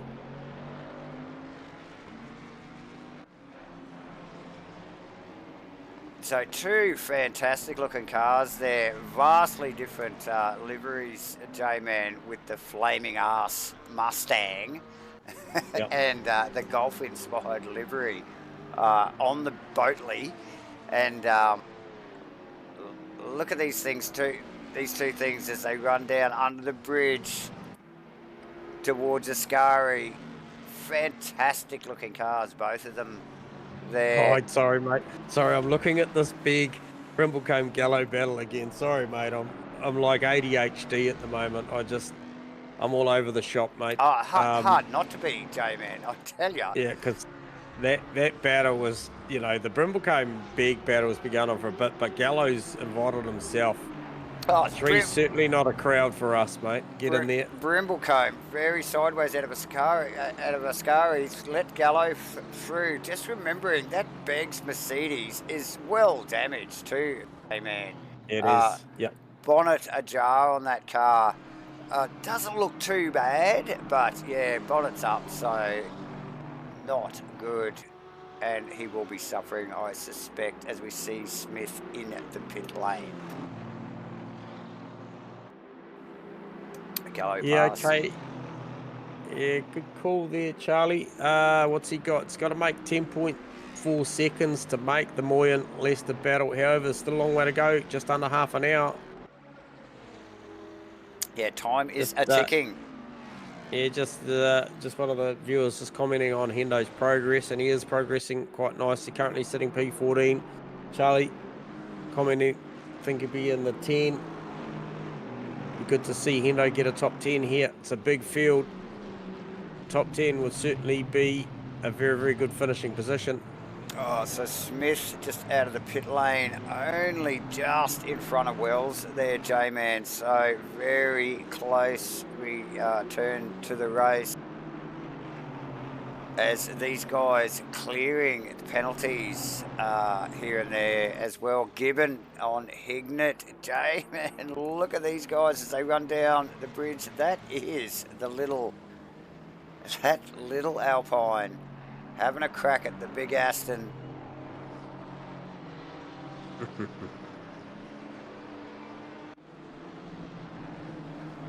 And Wells just trying to tag onto the back of the Smith Aston Martin there. Oh, side by side to Parabolica. Sykes and Jensen. Gibbons and Hignett, mate, and then obviously Ty rounding them up on the inside there. Look at this, and look at that little Alpine just trying to tag on the back there. Is doing such a good job. It's such a small car, but I'll tell you what, he's raced incredibly well. I don't think Hignett saw that GT3 car coming until he was... he's totally missed his brake mark. I don't even think he made the brake pedal at all. Wow.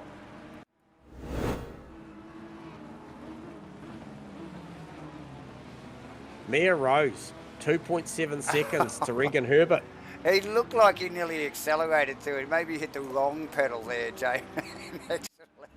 Look, lucky to come out unscathed for everybody that was in that situation there. And Hignett just backing off. Actually looks like he's let Gibbons sneak past as well, J-Man, as he probably just contemplates a change of underwear, I would suspect. Oh, Andrew Lawrenson with a big off. Huge off down to Ascari. Oh, big off.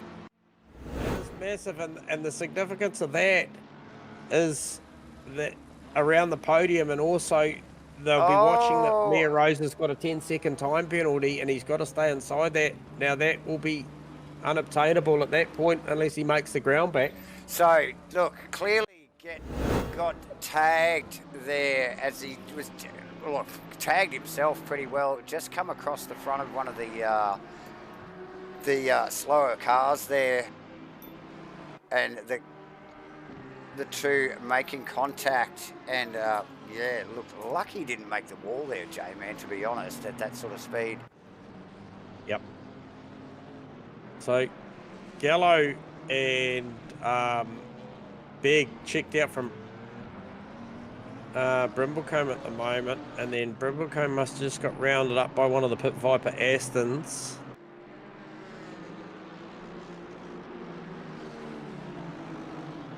And here come the green Pit Viper Aston, sneaking on by.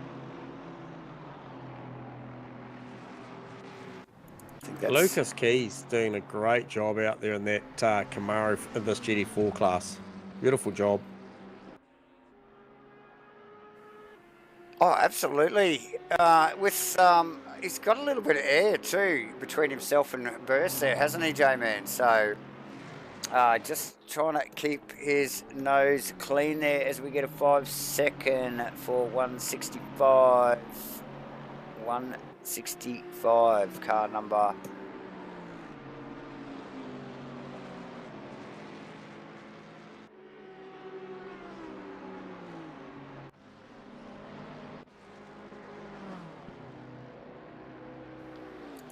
Which is the car that made contact with Lawrenson, J-Man. Okay.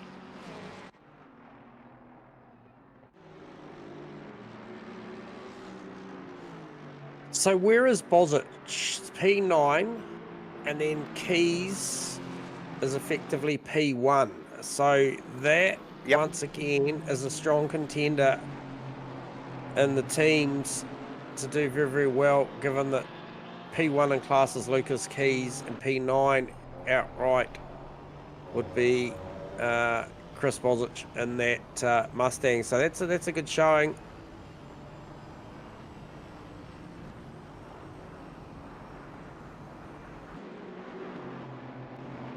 Just seeing how Andrew Lawrenson's recovering. 7-8 seconds up the road to Hine. And then Hine's 6.5. So Mia's kind of banking herself a podium irrespective of what happens here with the 10-second time penalty hanging over her. I think she's definitely going to be on the podium at this point of time should it finish in this fashion. Yeah, well, clearly they can, unless it's a drive-through, they can clear these penalties at the end of the race, J-Man. So there's no worries about having to roll through the pit lane. And yeah, the numbers are looking good for Mia at the moment to be on the, well, in the hot box at the end of the night here. Jeepers, I was just sorry, I was looking at Greg Brock, Sasha Death, and then a few others around that position there just going at it. Who was there? So that must have been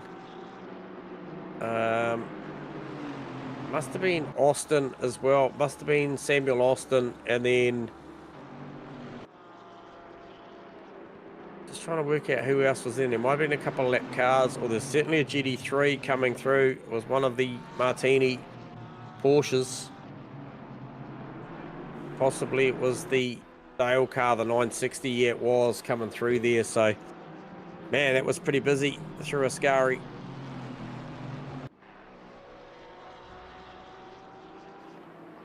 As we have cameras on Smith at the moment. Like Smith and Wells. I think since Wells came out of the pits, they've been at it pretty well. And yeah, they have. And one of the GT3 cars actually just sort of sneaked past as they head down under the bridge to Ascari. They're a very awkward place to do it. Wow. And that's going to leave. Moment. Oh, and it's still on. Oh, he's turned around. Oh, and it's big. Unfortunate for Smith there, getting well tangled up. I think that GT3 car just trying to make Who was too that? much. What was that car? Yeah, okay. I suspect watch the totem pole, and when you see it light up red, you'll know who it was.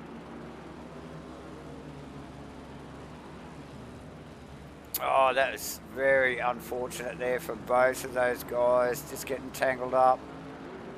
So we've got Brent Sykes in the pits in the Pit Viper Gamma car, the 454 Flaming Mustang.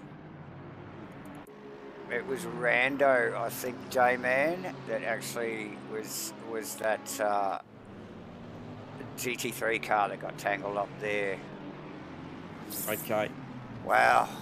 There's plenty going on. As he actually just pulls away and just lets Mia Rose through. That's actually allowing, is that Keys just sneaking past as well? So he's just going to have to get back past that GT4 car.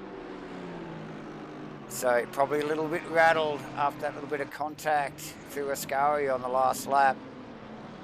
Up now with a 10-second penalty as well, mate. So okay, and Hines starting to sneak up on Rando, as the camera's still on Rando at the moment there, J-Man, but Hines sneaking up behind there as well. So all lapped traffic here as we see third position, Hines looking to round them up as they head down this back straight. He will get that Camaro, not a problem, before he gets under the bridge here. Yep. Probably go close under brakes to this next one. Oh, and that Aston well damaged. That was the other GT3 car. So his last lap here through Ascari, getting it all wrong. And Hines pass.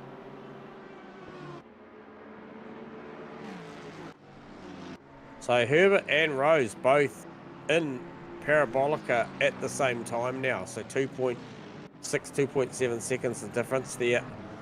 So Mia some 7.5 seconds up the road from Hind now. So you got to remember with that 10-second penalty, she moves that marker further than 10 seconds over Connor Hind by the end of this race. Still just under 20 minutes to go. That would see her as good as second position. However, can't see her putting 10 seconds on Regan Herbert, let alone getting to him at the moment, because doing a stellar job out the front of the race, which he has done for quite some time, big portion of the race. I don't think there's a driver out there saying that they had a lonely race in the field. Not a friggin' chance, J-Man. Not a chance at all. Yeah, Paul Huddy going to work as well on, sorry, it's actually Boxall. Was it Boxall? No, I think it's Huddy. No, it's Huddy on Dorado. Yeah. Francis Dorado and Paul Huddy going at it as well. And is that box? Oh no, that's Mia Rose actually just coming up to lap those GT3 cars as well. So this will get a little awkward here. Rose just going to have to tuck in behind that Camaro. And then just up in front of shot in the middle of Ascari, you can see Regan Herbert trying to navigate. Oh yeah, Herbert. And amongst see now he's definitely drawn the short straw there, J-Man. And so that was in between. I think that was Wells and Co. So Wells was in there as well. So now Mia just tucked in behind Wells and she's trying to, yeah. Yeah, see that's kind of is it Kranicic in the Mustang there? It's Herbert sneaks past. Ty and Lawrenson have changed positions as well. J-Man, I just noticed. Where is Lawrenson? What is that? Why did that splash on my Delta? I'm not sure. Anyway, back to what's going on here, because Mia Rose has that same group of cars now to navigate that Herbert just did.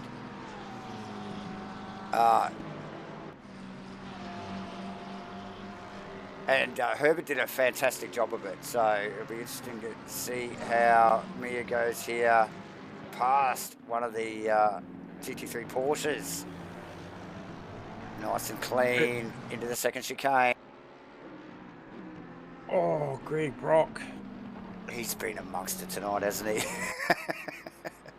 Was it Greg Brock? I'm sure it was. Mate, time is winding down too. We're just under 17 minutes to run here. Mia Rose very sideways out of the second of the Lesmos. Yeah, really starting to push now that she's got that down to that 2-second mark. Can see Herbert up the road. Plenty to play for, and she's still got Connor Hines sitting at that 7 to 7.3 seconds behind. And he'll be conscious as he fires it down the inside at Ascari as well to try and keep that margin below 10 seconds. Be well aware of the time penalty that Mia's carrying. Yeah, for sure. And look, yeah, if they don't have enough to think about, you know, like trying to hit their marks and keep their times in check, race a fast race, navigate all this traffic, they do, these good guys, like keep an eye on these numbers, and he will be definitely keeping an eye on that gap to Mia Rose, won't he, J-Man? Yeah, you betcha. Man, what have we got? Have we got BMW on BMW here? No, we've got. Eaton. Yeah, we have Eaton and Maritsky. Yep. So Eaton right underneath the wing. Probably just going to get the benefit at the back end of the straight here, but won't be able to do anything with it. Oh, and Maritsky just a little bit deep under brakes. Eaton will look for a switchback. Just gets the timing wrong on the exit to be able to do anything with it. Or does he?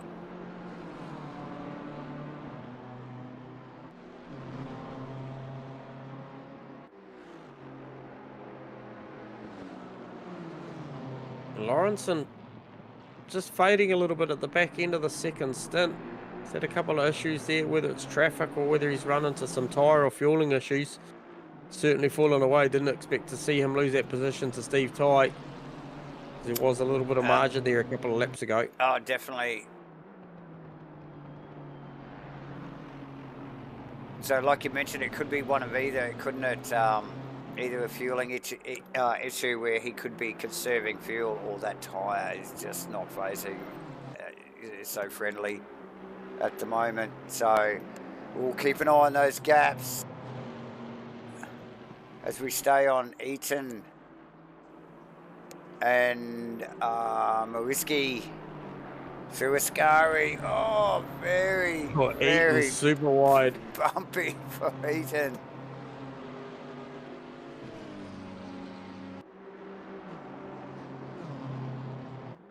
And who was that? So that's Huddy and Dorado still battling as well. There's only about a second between those two. But Mia Rose, 1.6 seconds to the leader of this race now, and got the margin to Hind out to 8.5 seconds. So little by little, utilising traffic and track position, Mia's stretching that margin out, trying to maybe maintain the second position in this race one here at Monza, at this multi-class series that ESO has put on. Super cool racing. There's always something happening, Davo. Oh yes, as we just see the two team cars again in camera shot there. So big. Oh no! It's turned it. Okay, so that wasn't Herbert. That looked like it might have been Big. No, it's Big. So that is the sister car, or the team car. Oh, so unforced error there, J-Man. Herbert tucked up in behind. And the bonnet, that thing, look at it. Like it was already a bit beaten up. As a smashed crab. He is struggling to keep that thing in a straight line. He's got two GT3 cars hot in battle behind, coming down, bearing down. Yeah, gets well out of it. Wow, and is that Ty, actually? That is Ty just sneaking around there now. Oh, he's well off track, that thing. Do you think Big's got to make a pit stop? Oh, he's going to be at the fence again. He's going to go through the bloody back gate by the looks of it. So oh, look at the toe-in on the front right. That is one very damaged Mercedes J-Man as Allianson wraps him up, so he is losing look, position. It's leaving Black. Wells passed, and now Mackenzie also passed J-Man, so tough call. That is one smashed crab, that thing. Look, he cannot even turn it. It's broken the steering. So Grant Big started out so well. Looked like he was going to be class leading with Lucas Keys. And I think at the time Burst as well, but that thing is super beat up. It's going to take some time to repair. What do we got, 11 minutes 40 left in the race. And Huddy and Dorado, J-Man, weaving our way through traffic, and it is busy as we wind down. Like I said, not long to go now, a little over 11 minutes as they get through the second of the Lesmos, and they clear that was the last group of GT4 cars. There will be more over the next 11 odd minutes for these two. But so Huddy got that position done too, mate. That was legit. He actually got that done. Yep. So nice work. That Porsche looks very tidy. So really keeping his nose clean there. I think that is Boxall not too far behind in the Nissan as well, Jamie. Yep. Shout out to Mia Rose too, got that margin over Connor Hind out to 10.1 to 10.3 seconds. So that's the mark. That's the mark. That's the magic number. Yeah. Beg still in the pits. That thing will be on the jacks for a little while, J-Man, as they throw some gaffer tape at that bonnet, I suspect, and get the hammer to that wheel alignment. You're going to need a big hammer for that one.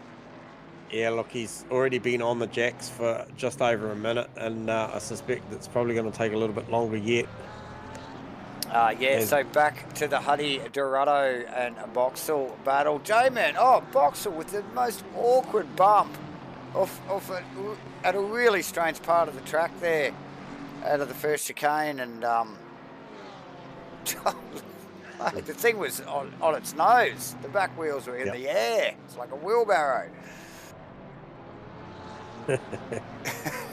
And got Connor Hine coming up behind him also. No. So these guys are at it. These three here, Huddy, Dorado and Boxall.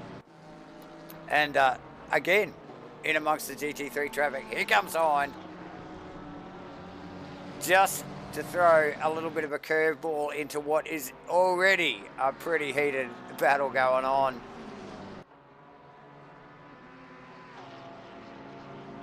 All right, I'll just try and get an idea as well. Just check back in with the Grant Begg car and just see what sort of time he's bled on the pit jacks.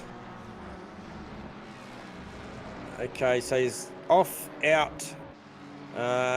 He lost 2 minutes 15 stationary at a total loss of 2 minutes 49. And then we do have Ramesh. Does Copper Drive Through, does Tanoj Ramesh. And what do we got? Just moving that now. Slade with a 5 second, and up now with a 10 second, J-Man. So yeah, funny going on through the field there with the odd penalty pending. Oh, big send from Connor Hine down into turn 1 on Boxnell. And then a couple of GT4 cars up in front, but more importantly, Mia with 11.4 second margin over Hine now. So still trying to go to work on bridging that gap up the road to Herbert, but Herbert doing a beautiful job this race. Can't take anything away from the drive that the 45 car and driver has put on. Oh, absolutely, J-Man. Really just stayed out of trouble and kept the nose clean, kept the car pointing in the right direction. Hence, he hasn't got a lot of air time tonight, J-Man, because, just look, really has not been in the action and really has run a flawless race so far. As we see that Hind car just starting to sneak through that pack of GT3 cars of Huddy, Dorado and Boxall. J-Man, it is winding down. A little over 7 minutes to go. There's only a handful of more laps left in this race. Yeah, I got my eyes on P19, P20, so top 20 here for Jake Green and Zach Jensen as well. So that's around about a second to just under that battle there. So that's the Bentley McLaren battle going on in the GT3 category for top 20, top 19. Also, Danny Vu right on the back of Darth. So Chris Darth, heaps of pressure at the moment. And then is that, just trying to see who's in the back of shot there. Whether Crick's involved in that. No, he's a little bit further back. So they're amongst traffic. So just varying pace differences as well. Seeing that some GT4 cars have lapped some other ones and out of position. As we see Vu actually just try and just grab a bit of air off the back wing of that McLaren as he rolled past there. Really did nothing for him, but he gave it a crack as he went past as they dropped down into T1 for the 55th time, J-Man, tonight.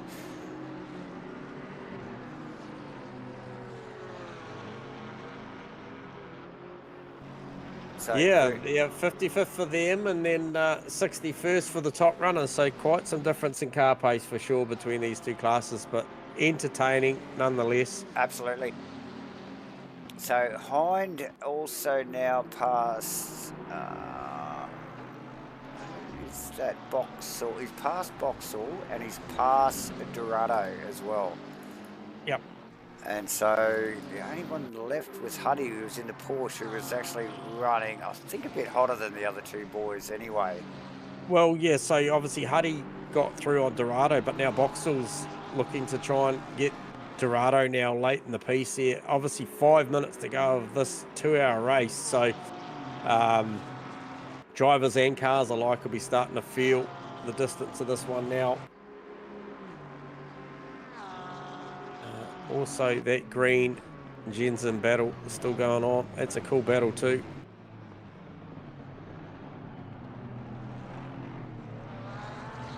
What else we got? Yeah, I think Boxall Dorado is probably the closest battle out on track at the minute. Also Moyen and Leicester.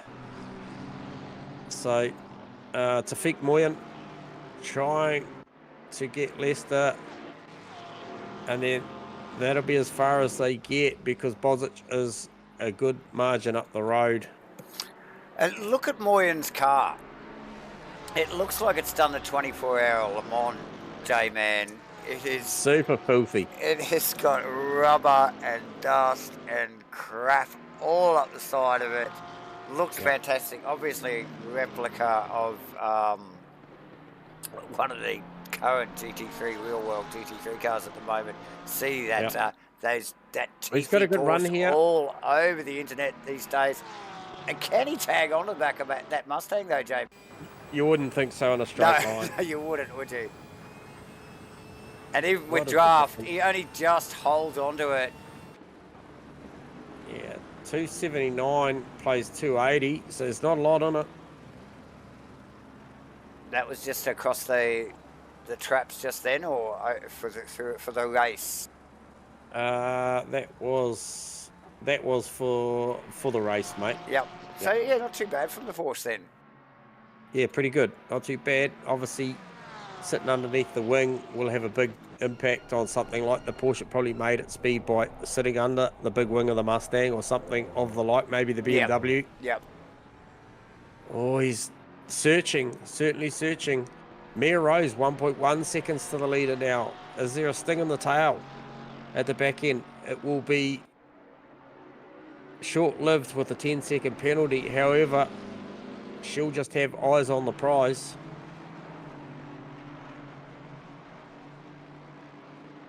Two and a half minutes to go. Where are they? Okay, they're in Sector 2 now.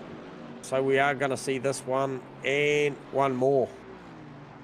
Oh, Mia Rose super sideways out of the second of the Lesmos. That was very committed.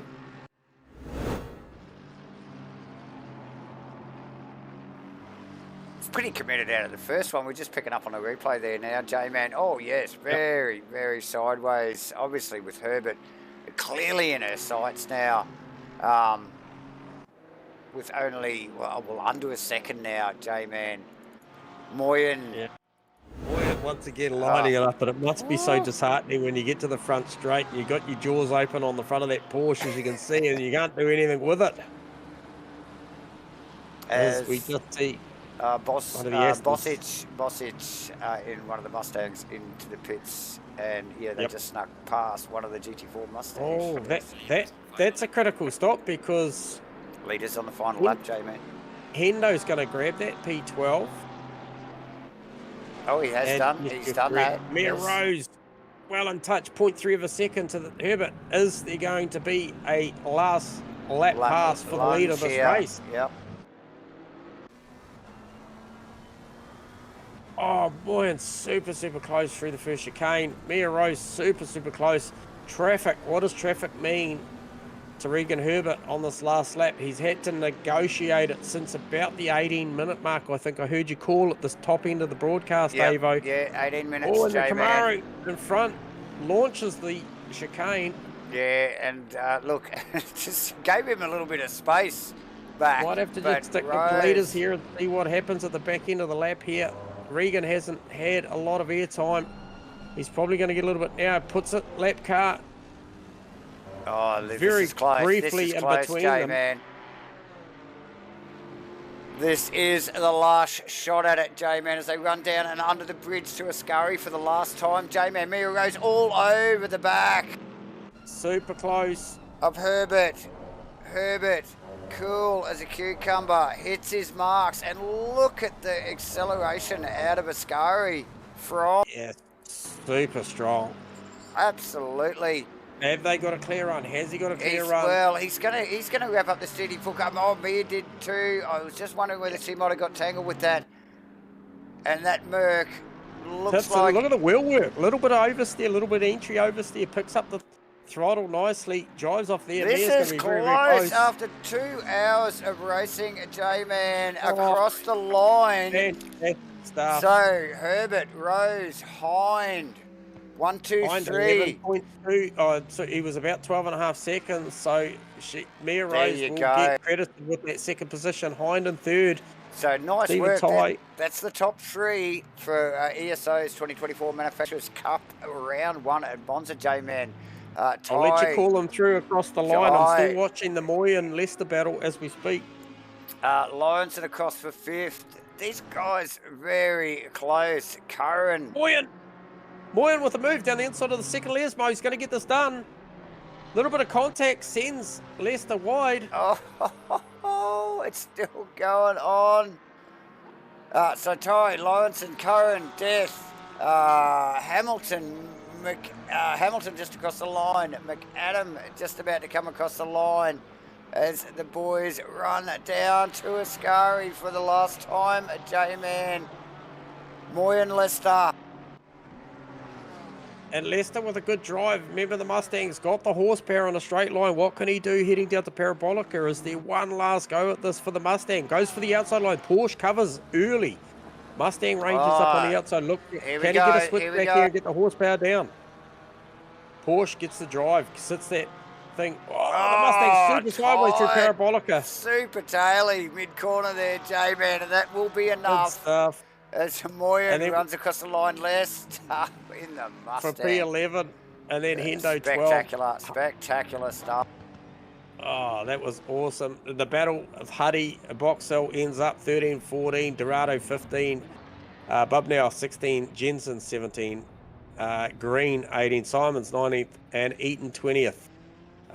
Very, very cool battles. Now, all the way back to Lucas Keys, 25th outright and first in class over Burst, and then over Joshua Holmes rounds out the podium for the GT4 cars, and then that little Alpine doing a great job to come home. Didn't it? What? 4th outright in class was a very, very good job. Obviously, all my data's gone pretty random now, so I think I will wrap it up right there, mate, as far as calling that grid down. But just an absolute stellar opening endurance round here at ESO for this first round at Monza. What would you like to do here, mate? Well, can we get the top 3 down here, J-Man? Let's see how we go. Let's fingers crossed, everyone. Okay. So we've got. Sorry, I'm just looking. It's shuffling as we speak. So I'll just let this little grid settle. Oh, it's all over the shop. Okay, I believe I have got Connor Hind, and I will grab him. I'll grab him here for a chat. No, I haven't. Sorry. Bear with us, ladies and gentlemen. That was a cracking race there for round 1 in ESO's 2024 Manufacturers Cup here at Monza tonight. Proudly brought to you by Gamma Flare. Service controlled by Race Command. We've got to thank ASA and, of course, Matchfit Entertainment for bringing you the live broadcast. Ladies and gentlemen, don't forget to hit the like and subscribe button. As usual, J-Man, how are we going for driver interviews? Have we got anyone up there that wants to talk to us?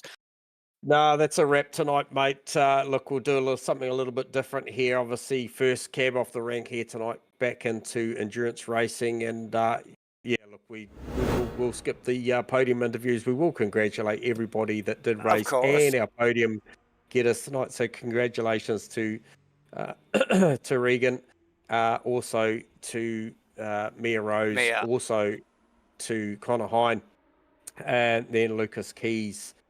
and the other podium getters that I did call just briefly, For the just at the back GT4s. end of that. Yeah, Yes. for the GT4. So still around. We'll try and maybe have a talk to race control and admins and see if we can get these guys and girls to hang around for a quick chat maybe in a month's time. But Davo, that was an awesome call, mate.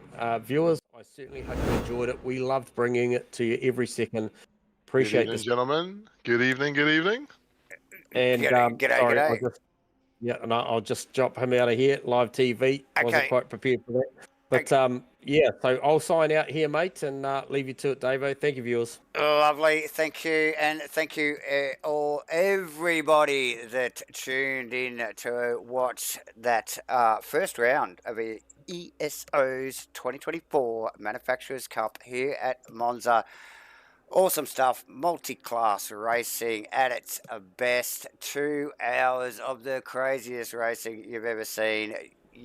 Definitely tune in again on the 31st of August. We will be at Spa, ladies and gentlemen, so don't miss that one. Please hit the like and subscribe button on your way out the door, and we will see you in about 4 weeks. Thank you very much.